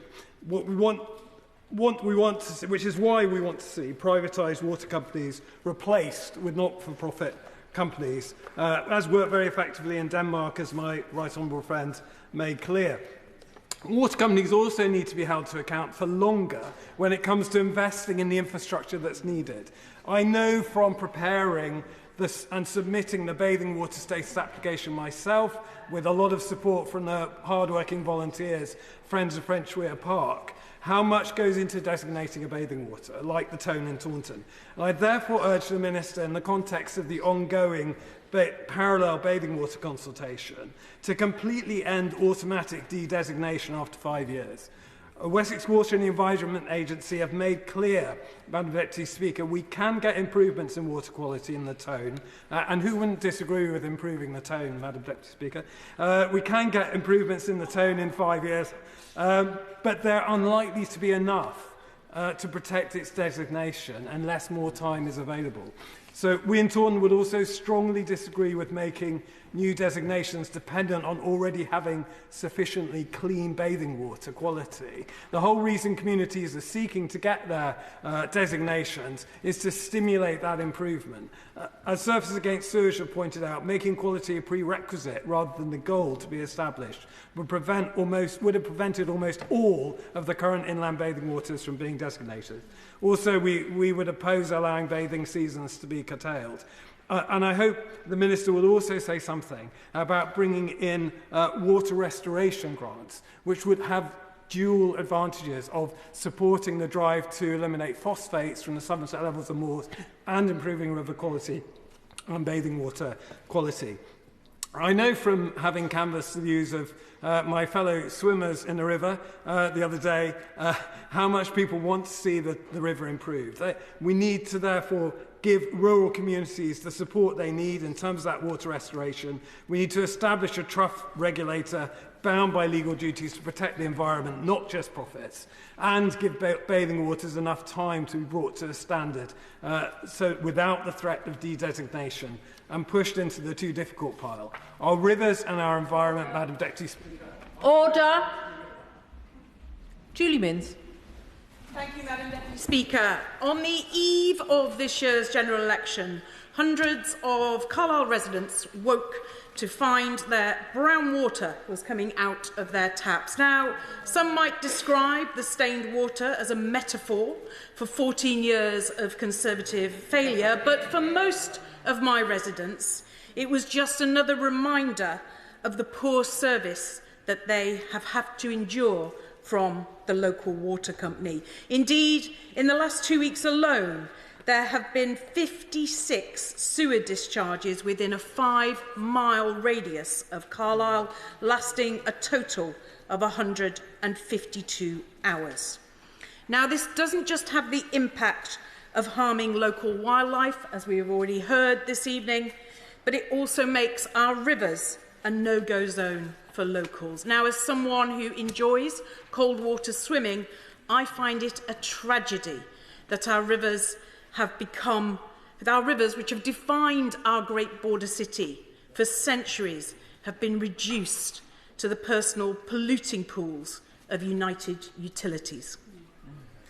Yet our system rewards this behaviour. Just last month, the company announced hundreds of millions in profit while seeking to further increase customer bills by an astounding 32%. Bonuses just shy of £1.5 million were doled out to 2 executives on top of salaries already topping £1 million. This is the state of water regulation in this country, one where polluting, not the polluter, pays. At least that has been the state of affairs under the previous government. But not anymore. I am delighted that this bill is finally giving us the power to hold the water companies to account, to finally have the powers to block bonuses to underperforming water bosses, to finally allow us to levy fines that genuinely deter polluting our waterways, and to finally stop those companies marking their own homework by introducing a proper, independent monitoring system of every outlet. The water industry was a wild west under the last government, and I, for one, am delighted there's a new sheriff in town. Josh Fenton-Glynn. Thank you, Madam Deputy Speaker. I welcome this legislation in this debate. nothing can typify the job that this government has of cleaning up the mess left by 14 years of the last lot than the need to clean literal sewage out of our rivers. Yeah. In Yorkshire, the need is greater than many other places, with Yorkshire Water holding one of the worst records of sewage discharges out of all companies. They spilled sewage into our rivers across our region 464,056 times last year in the year to March. Of this, a staggering 4,125 discharges were into the River Calder, which runs through my constituency of Calder Valley, making it one of the most dumped-in rivers in the country. Both numbers are an increase from the previous year, and yet Nicholas Shaw, the Chief Executive of Yorkshire Water, took home just over £1 million in bonus, 300,000 of which was a bonus, sorry, £1 million in remuneration, 300,000 in bonus. To put that in context, Nicholas Shaw earned £2.22 per sewage spill into a Yorkshire river last year. If that's a reward for good performance, one dreads to think what poor performance looks like. In Calder Valley and across the country, we've had enough. And this bill, the government rightly reflects that. This bill gives us an opportunity to hold water bosses and their companies to account, not only through fines and clearer regulations, but through measures that will allow criminal prosecution against irresponsible bosses. Madam Deputy Speaker, I welcome this bill, but I also recognise that it's just a start, an opening step to get our water system back on track. And as we continue with our whole system review of the water systems, I hope that our front bench will look at the broader impact of water companies too, including the cavalier way in which they dig up our roads for weeks on end. Indeed, the towns of Hebden Bridge and Todmorden are both dealing with a road that's been dug up to mend a sewer, and while businesses suffer, little work is done over the weekend. More pertinently in Calder Valley, early results from studies by Yorkshire Water into what they can do for flood alleviation shows that in areas like mine, water companies and their assets have a real impact on flooding. So I hope that the honourable members on the front bench will consider looking at the broader role of water companies. And in closing, after 14 years of Tory failure, polluting rivers across Calder Valley, I'm proud to support this bill and end the sewage scandal. We are serious about getting our country back on track. We are serious about our environment, and we are serious about cleaning up that mess that the opposition left. Thank you. Julia Buckley. Thank you, Madam Deputy Speaker. In my rural constituency of Shrewsbury, we have England's longest river, the magnificent Severn. It flows through our historic centre and meanders through our outlying villages. But my constituents are running out of patience with the current privatised water company, Severn Trent Water, which is failing customers, failing the environment, and according to last week's Panorama programme, failing financially. Under the last government, the whole water industry became a haven for profiteering. In the last 4 years, the boss of Severn Trent Water has been paid £13 million for performance-related pay. And yet, in 2023, there were over 2,000 incidents of sewage dumping in my constituency alone, an increase of 42% on the previous year. My residents have their own words for that kind of performance, and it is not pretty. To top this off, we've now heard that customers' bills will be set to rise by 46% over the next 5 years. This is supposedly justified to invest the long overdue infrastructure upgrades that we need to reduce the sewage pollution spills into our rivers. And yet, the companies continue to pay out dividends to their shareholders, and our customers are aggrieved because they have been paying out for years while this pollution went ahead. Customers, quite rightly, feel they are paying twice to solve this problem. Have you ever heard a worse case of paying more and getting less? Because whilst we, in this House, welcome today's watershed bill, our residents are much more concerned with a different bill. For Severn Trent Water customers, their average annual water bill is set to rise from £439 to £580. This is not acceptable and will be unaffordable for many. But it's also terrible value for money, given the disgraceful pollution of our river, which has seen not just public health problems from infections as serious as E. coli, but also devastating impacts on our ecology, including depleted fish, birds' flora along the banks of our river, which is now strewn with wet wipes and sanitary products instead of wildlife.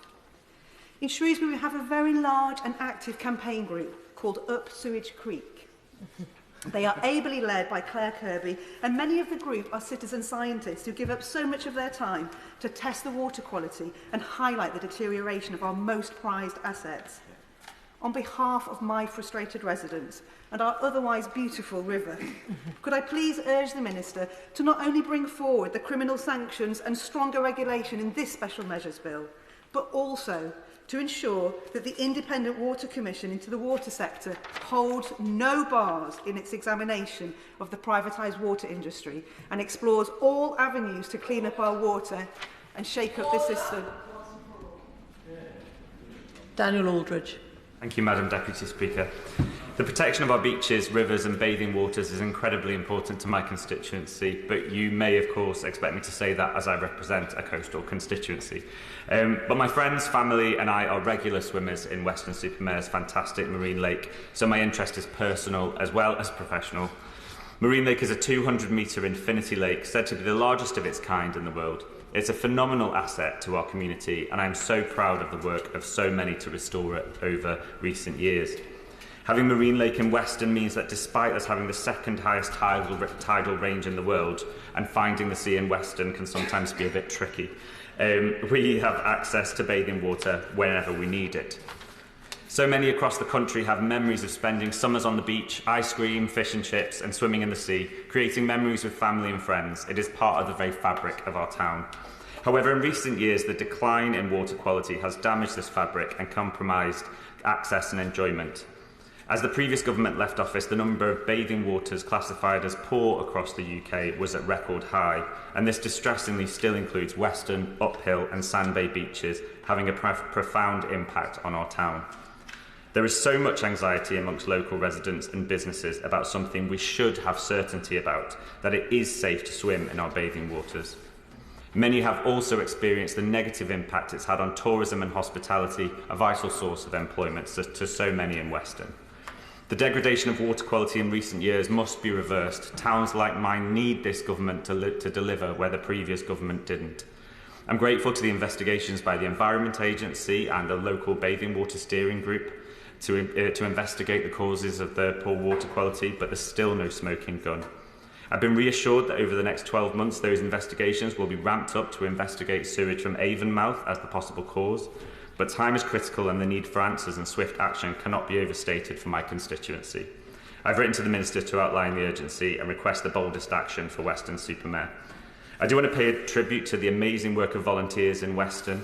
First, the legendary Debbie Apted of Cleaner Coastlines. Debbie's been a personal inspiration for years because of her tireless advocacy, evidence-led approach and ability to motivate a community to action. The fantastic Mudlarks community who work so hard to maintain Marine Lake, and the litter picking groups such as Sophie and Jules at Sophie's Super Litter Picking, and the many individuals who walk our streets and coastline daily to prevent rubbish from ending in our waterways. This is why this bill is so welcome in Weston, and I am especially pleased to see how quickly this government has acted on this issue. It is clear to me and many campaigners in my constituency that stronger powers to properly hold these companies to account is critical if we are to change behaviour and get water companies to do their jobs. I'm hopeful that along with cleaning up our bathing waters, this bill will also go a long way to restoring the trust that has been so sadly lost. Thank you. Anna Dixon. Thank you, Madam Deputy Speaker.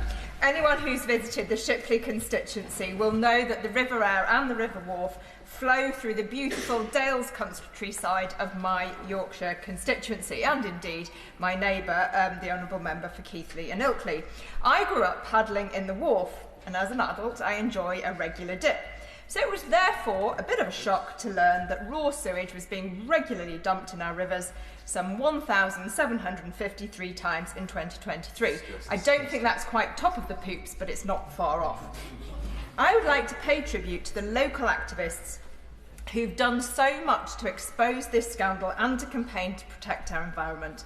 The Ilkley Clean River Group have been at the forefront of the campaign to end the sewage scandal. Formed in 2018 through citizen science, they've shown untreated sewage is being dumped in our rivers, even at times of low rainfall. They then worked very hard to secure bathing status in 2020. It was the first river to do so in the UK, and they highlighted the public health risk to bathers. But it should not have been brave local residents to challenge the water companies. The regulators have failed in their job. And that's why I'm so proud that this bill will require more frequent and accurate monitoring and introduce fixed monetary penalties so companies don't get away with it any longer. Under the last government, our water was catastrophically mismanaged. Regulation was weakened, there was a failure to invest in infrastructure, and record levels of sewage were pumped into our rivers and seas, while meanwhile bosses creamed off the profits and paid themselves in bonuses. And along with others, I call on the Yorkshire Water CEO to hand back her £371,000 bonus.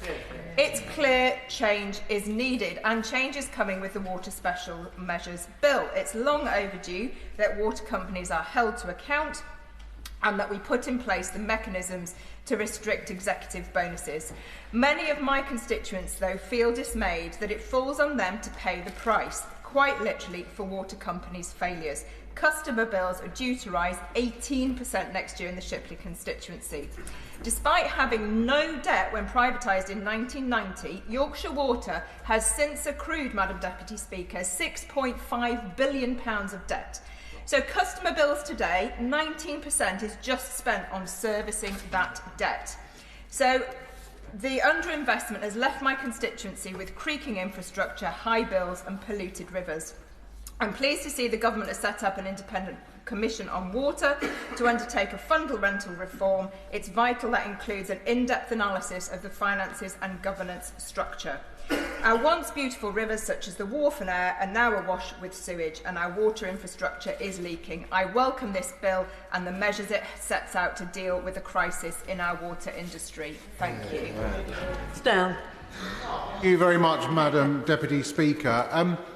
I rise to support this bill today because we basically live in a monopoly. We live in a situation where a group of monopolies control what is essentially a incredible part of everyday life that we need. You know, as a consumer, if I don't like the service I receive, I can go somewhere else. Can't do that with water. If I want to shop around for a better deal, I can do that. Can't do that with water. And they know that. The water companies know that they hold a monopoly on the service they provide, and so they think they can get away with raising bills, failing to invest and ploughing money into shares and dividends. And their time has come, and this bill is, I think, apt that new government, new opportunities to change the way in which we look at water and how we consider it as a fundamental part of everyday life. But I've sat and listened to this debate this afternoon, and I start to wonder whether the bill's actually needed, because if you listen to the Honourable Lady for South Northamptonshire or the Honourable Gentleman from Exmouth and Exeter East, apparently everything that is in this bill has already been done, and it's all and we're fine. And yet I struggle to reconcile what the Honourable Lady, the member for Louth and Horncastle, said in her opening speech about how this government's just really copying what they've already done in the Environmental Act, with the rather gory descriptions of the effluents and other material that have been found in waterways across this country. And I represent Stoke-on-Trent. The clue is in the name of the river on which we sit. And yet I know there have been thousands of hours of discharge of sewage into that river, and if you look at places like the Fowley Brook or the Lyme Brook, you'll see equivalent amounts of sewage being pumped into it by a water company who seemingly is more worried about protecting their dividends than they are about protecting the health of the people that I've been sent here to represent. But how did we get to this point if everything that the last government did apparently was fine? I think the Honourable Gentleman from Westmorland and Lonsdale summed it up perfectly, Madam Deputy Speaker, where he talked about the importance of regulation. And actually what we have in this country is a regulatory gap. We have an enforcement gap, because we have great regulation on paper that says you will do this and this will happen and there will be penalties and fines. But then we have a government that systematically over time reduced the amount of funding available to those organisations so that their enforcement became reactionary to events. And the reason why we now have 100% monitoring, according to the party opposite, of discharges isn't because it's some benevolent act of a party that cared about the environment. It's because they got bored and tired of being campaigned on it by community groups around the country, and they thought, we'll do something about it. I find it no consequence, no coincidence that it happened this year in an election year, but so be what it is. So, Madam Deputy Speaker, I hope the Minister will be able to talk more about how regulatory enforcement will happen when she winds up and how we'll give the powers and the money that's needed. Lizzie Collins. Thank you, Madam Deputy Speaker. I represent Morecambe and Lonsdale, where beauty surrounds and health abounds. It's the home of Morecambe Bay and the River Loon, just two of the fantastic waterways that contribute to health and enjoyment of my constituents. However, under the last Conservative government, these waterways have been filled with pollution. Earlier, the Shadow Minister mentioned wanting some facts. Well, here's a fact for her. In 2023 alone, Morecambe and Lonsdale saw 13,500 hours of sewage discharge. That this was allowed to happen is an absolute scandal. Water bosses were allowed to walk off with huge bonuses, whilst people in Morecambe Bay found themselves swimming in raw sewage. Again and again, the law has been flouted by water companies and not enforced by the Conservatives. But now we have a Labour government that not only will enforce the law, but will also strengthen the law. Morecambe Bay is an ecologically special place. It's a site of special scientific interest and a birdwatcher's paradise, being a sanctuary for over 240,000 birds each year. Unfortunately, we don't have time for all my interesting bird facts that I prepared. In Arnside and Silverdale, we have our... Would the honourable member give way? Oh, gladly give way. Could you tell me about your local aviary life? I thank the honourable member for his intervention. Between March and July, rare and declining bird-nesting bird species such as the ringed plover, oyster catchers and the Arctic tern lay their eggs on Morecambe Bay shores. Morecambe Bay is also a vital stopover point for migrating birds, offering them a place to rest and refuel. Little terns, with their distinctive face markings and beaks, will travel 20,000 miles on their migratory journey so that they can breed in Morecambe Bay. In Arnside and Silverdale, we have our beautiful national landscape and wetlands that are home to diverse wildlife. These habitats rely on robust water quality standards to thrive, making the provisions in this bill absolutely crucial for my constituency. It's been made clear to me by my constituents that they expect this government to take action where the Conservative have failed. So key measures in this bill, Madam Deputy Speaker, include blocking executive bonuses for companies who pollute our waterways, imposing automatic fines for offences, prosecuting company directors for negligence and mandating real-time monitoring of overflows. The bill also requires companies to publish annual pollution reduction plans and strengthens oversight by the regulators. It's only through these measures that we can protect our waterways and keep places like Morecambe Bay and the River Loon clean for future generations. Madam Deputy Speaker, I urge colleagues across the chamber to support this bill. Bio Alaba. Thank you, Madam Deputy Speaker. I'm so pleased to be here today discussing the water bill as the MP for Southend, East and Rochford. Water quality is one of the biggest issues facing residents across Southend and Rochford. And within that, I refer specifically to pollution levels and the underinvestment in infrastructure that has reduced our flood resilience in residential areas. Madam Deputy Speaker, in Southend we have lost some of our blue flags in recent months across some of our beaches, particularly in Fort Bay, due to issues with surface water drainage. Constituents are experiencing significant flooding every time there is increased rain. Some constituents living around the Four Paul Avenue area have tried to sell up and have been forced to sell for up to 15% under the market value as a direct consequence of flooding. It's simply not good enough. This is why I'm so pleased to be here supporting the most significant increase in enforcement and regulation of the water industry in a decade. Madam Deputy Speaker, since being elected, I have co-chaired the Southend Water Quality Summit with my good friend, the Honourable Member for South and Western Lee. And what we've been trying to do is bring all the stakeholders in the community together again to try and put additional pressure on Anglian Water. The summits are held quarterly and are an opportunity for residents and water companies, campaign groups like Southend Against Sewage, to come together to raise issues and concerns.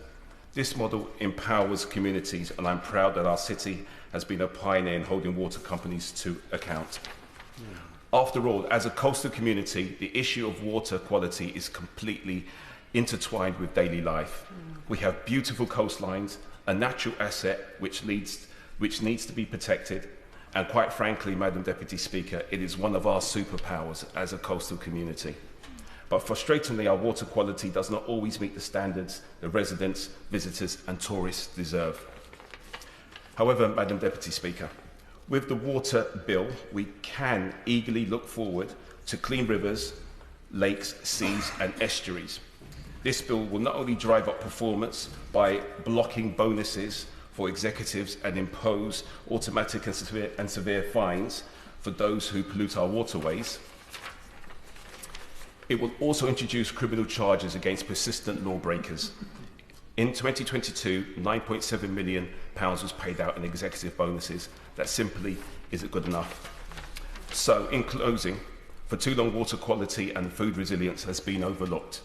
And nowhere is this more apparent than in Southend-on-Sea. Such is to say that I wholeheartedly welcome the water bill as the first step as the transformation of the water industry. Thank you.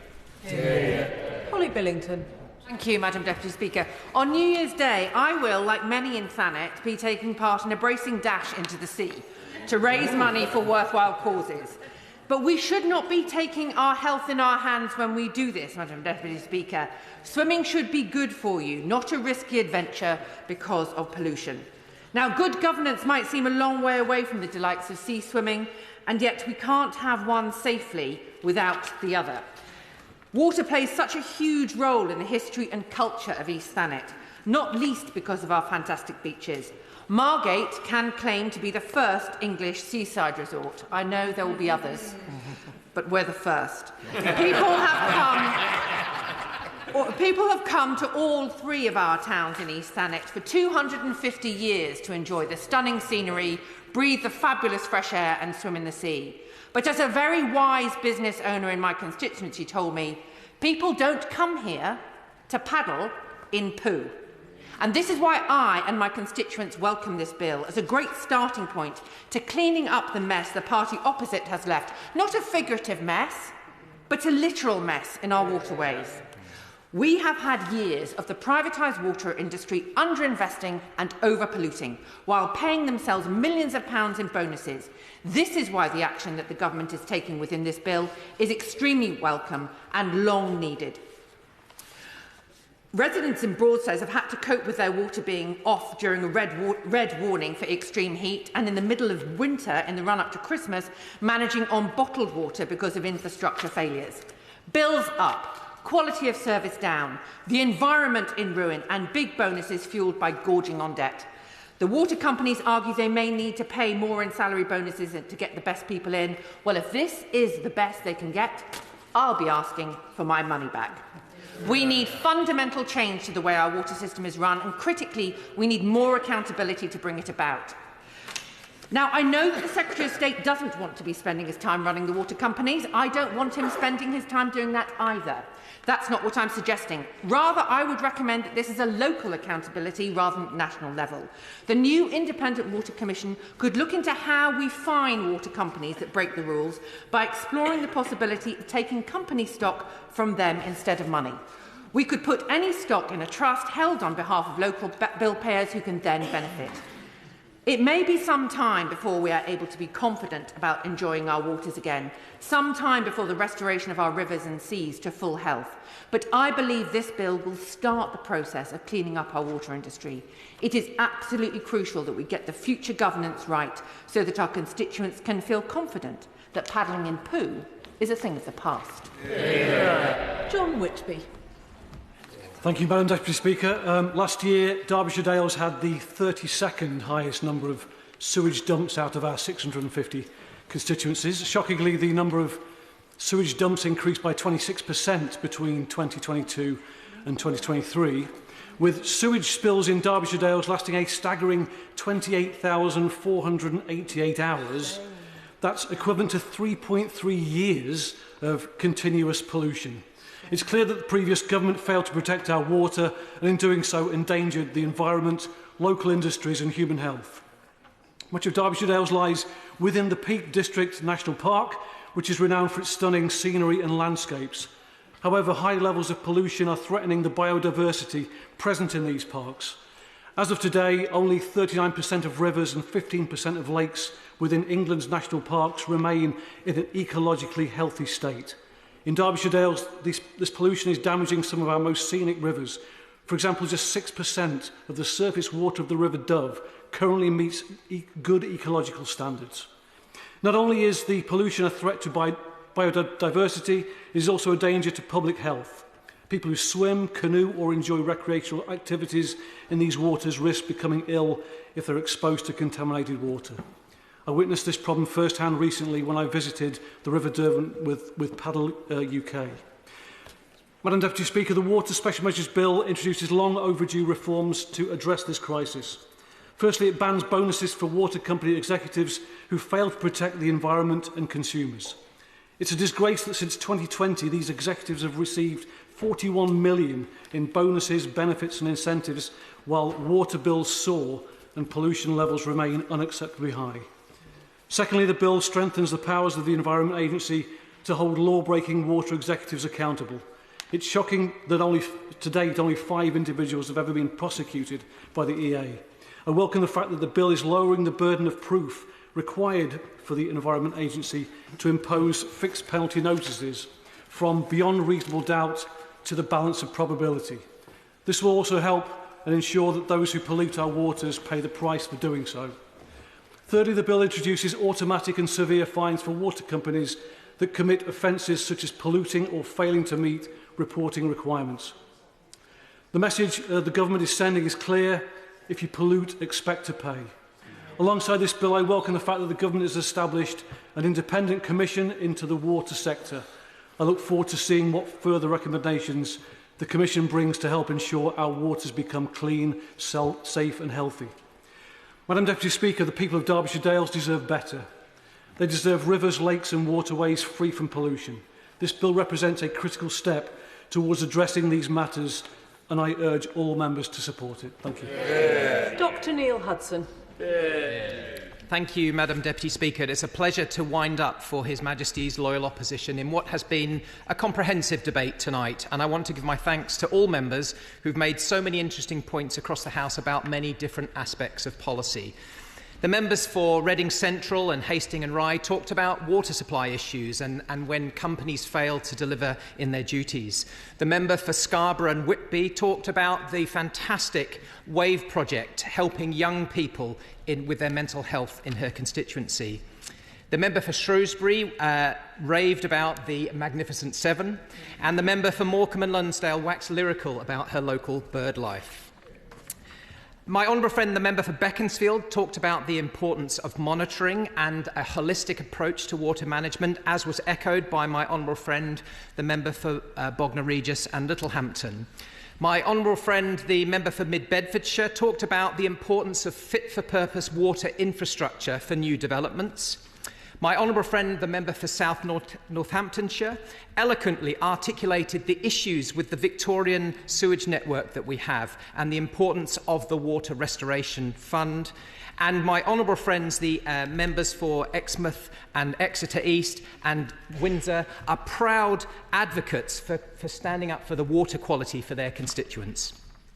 As for the party sitting to my left, the Lib Dems seem to airbrush themselves out of the government history and seem to forget that they were in coalition government for some 5 years. May I gently remind the Liberal Democrats that they actually had a water minister in that coalition government who did absolutely nothing on this issue when they were in power. As they pivot and posture as the party of protest, jumping on their stand-up paddleboard bandwagon. Far from being concerned about water quality and safety, they appear more than happy to strap on their wetsuits and dive headfirst under the water. Now, the amendments on the Environment Bill in the last Parliament that Labour and the Liberal Democrats voted for actually would have cost in excess of £300 billion to rebuild the entire Victorian sewage and drainage systems. Completely unaffordable and something that would have put taxpayers' water bills up by hundreds of pounds each year. They didn't tell the public that when they cast their smears on Conservative MPs and peers who voted for sensible, costed plans to realistically address the sewage situation.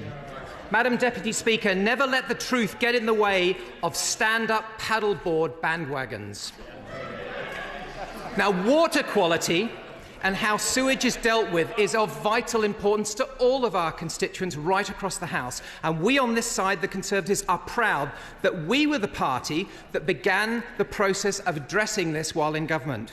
What we can now see with this new Labour government is attempting to copy and paste many of our Conservative achievements and plans, rebadging them as their own. Madam Deputy Speaker, it's an interesting approach and a recurrent theme. They opposed and blocked all of our plans when in opposition, and now they are scrabbling around trying to say that they agreed with our plans all along. In fact, just look what they've been saying this week about the Conservative-delivered CPTPP agreement that Labour now think is the best thing since sliced bread, having distanced themselves from it when they're in opposition. This is the theme of this new government. The Labour manifesto promised to put failing water companies under special measures to clean up water and clean up our rivers that have been polluted by illegal sewage dumping. Well, now it's their turn in government to deliver on these promises, to ensure that these are not more broken promises, such as their heartless family farm tax that they promised they wouldn't do and they cruelly went on to do, or their promise not to raise national insurance. I note that we wouldn't be talking about this day, or we'd be talking about a worse situation had it not been for the previous Conservative government being the first party to investigate the problem, grasp the nettle and meet the ambitious pledge to ensure that 100% of storm overflows are monitored so that we could get accurate data on what is being put into our waterways.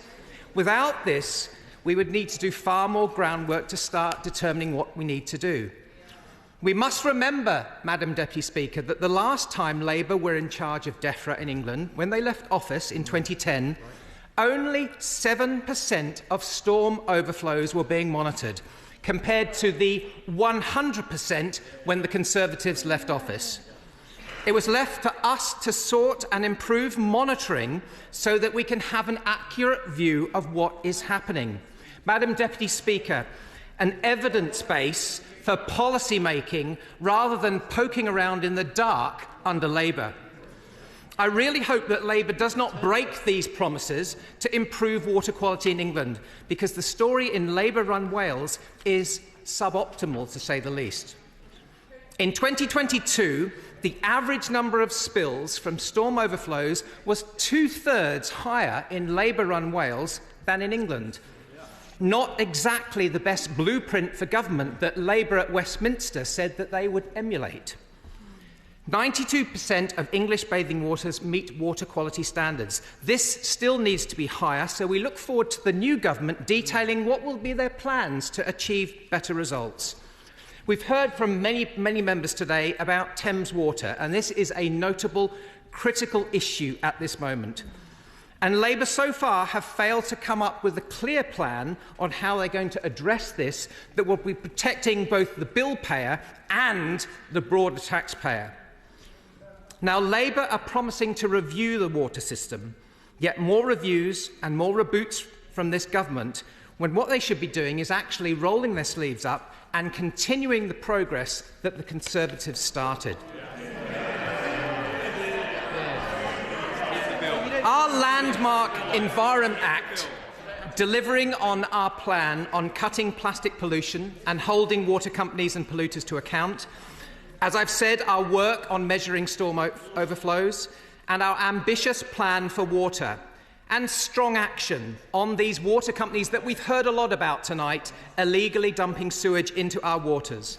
This has included quadrupling water company inspections, meaning a pathway to 4,000 inspections a year by April 2025 and then to 10,000 a year from April 2026. This was part of our plan to crack down on poor-performing water companies, which we've heard a lot about tonight. We banned bonuses for the bosses of water companies that have committed criminal breaches so that polluting our waters is not rewarded. A Conservative measure, Madam Deputy Speaker, that this bill today copies. We also fast-tracked £180 million of investment from water companies to prevent more than 8,000 sewage spills this year and stepped up requirements on water companies to increase investment in water infrastructure, with a commitment upwards of £60 billion over the next 25 years. We put pressure on those companies.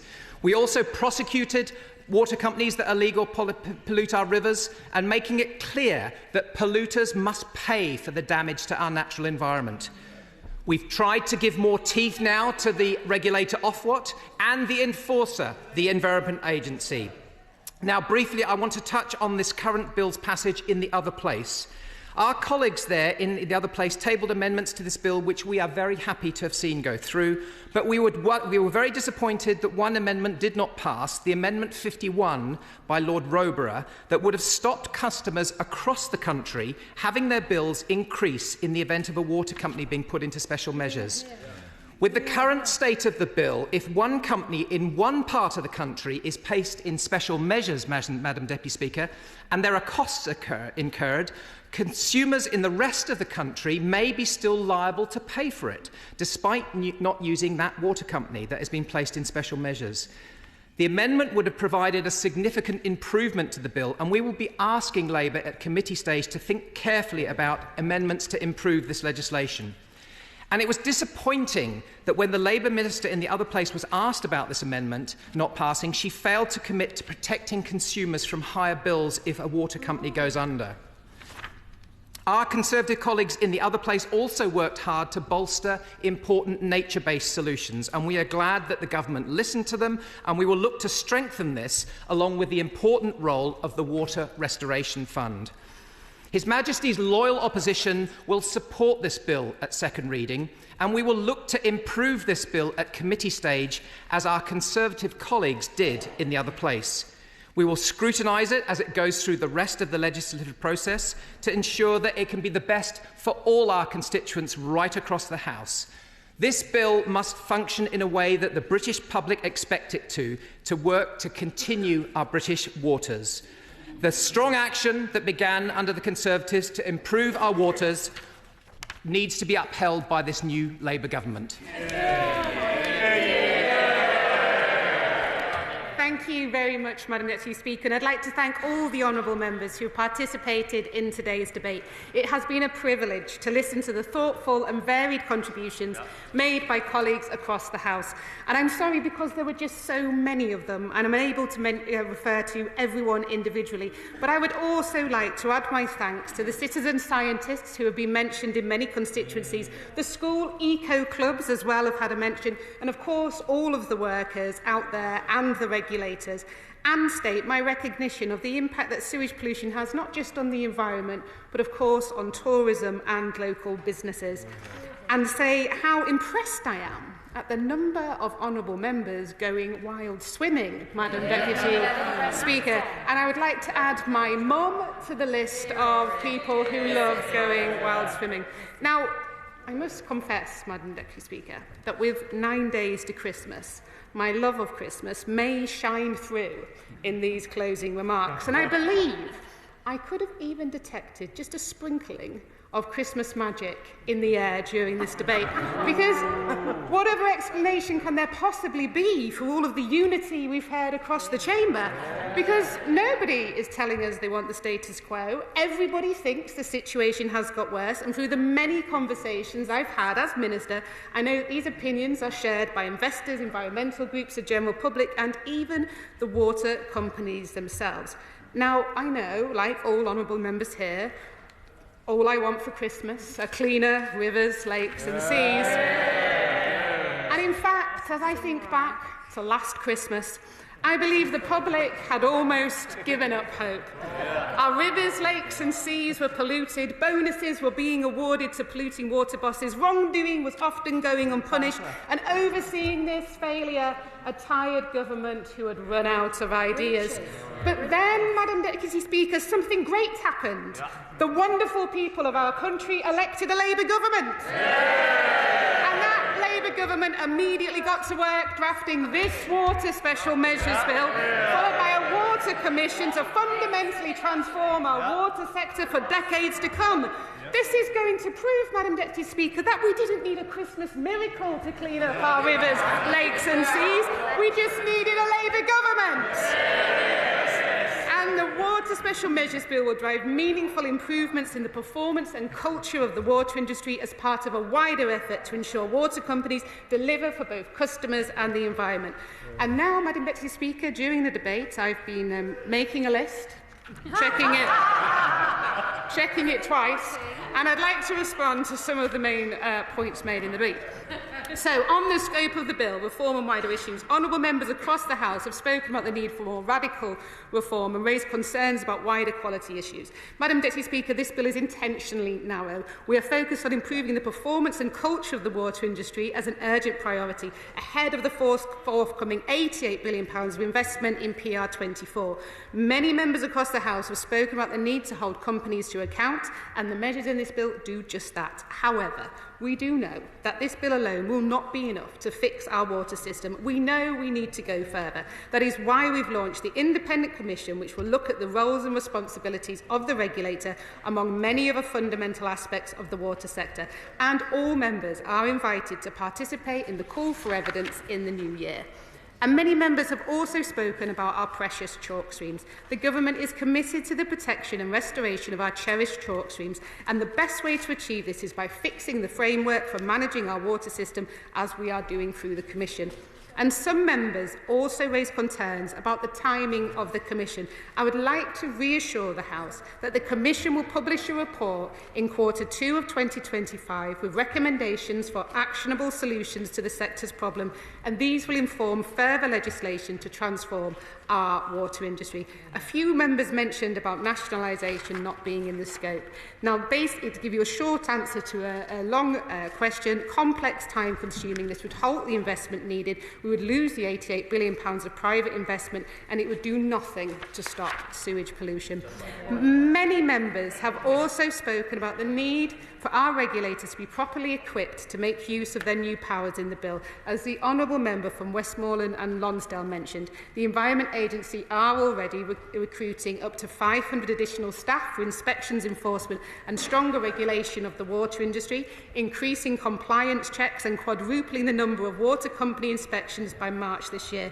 However, the measures in this bill go further and will better enable the regulators to ensure companies are held to account.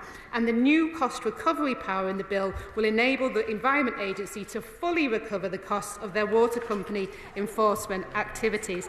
And in addition, new automatic penalties will allow the regulators to enforce minor to moderate offences more quickly and proportionately. Collectively, these measures will complement each other to enable the regulators to address widespread water industry underperformance. And the Water Restoration Fund, we are currently looking at this. Protecting customers. Many members rightly pointed out that companies have not delivered for their customers. I would like to reassure all members that this government is clear that customers should be placed at the heart of water company operations. That is why we will bring forward secondary legislation to introduce new and increased compensation, double the previous amount or more, which will be compulsory for water companies to pay customers for poor service, underscoring our commitment to hold companies to account and stand up for customers. This work, together with the measures in this bill which elevate the voices of consumers, will ensure water companies are delivering for their customers as a priority. Oh, I'm checking, running out of time here. The importance of transparency. We're better equipping customers to hold water companies to account. Clause 3 is closing the current monitoring gap. However, monitoring volume and concentration is much more complex, leading to significant costs and a longer rollout time. The additional monitoring would not be proportionate for emergency overflows because they should only be used in very limited occasions. And so, Madam Deputy Speaker, Before we go, there's just a couple more. Before we go driving home for Christmas, I'll conclude. This bill will deliver the most significant increase in enforcement powers for the water industry regulators in a decade, including strengthening regulation to ensure water bosses face personal criminal liability for serious law breaking and new powers to ban bonuses being paid if environmental standards are not met. This bill is not just about policy, it is about protecting consumers, safeguarding our environment and ensuring that water companies operate transparently and responsibly. I am confident that with the collective expertise and dedication of this House, we can pass this legislation and make a real impact.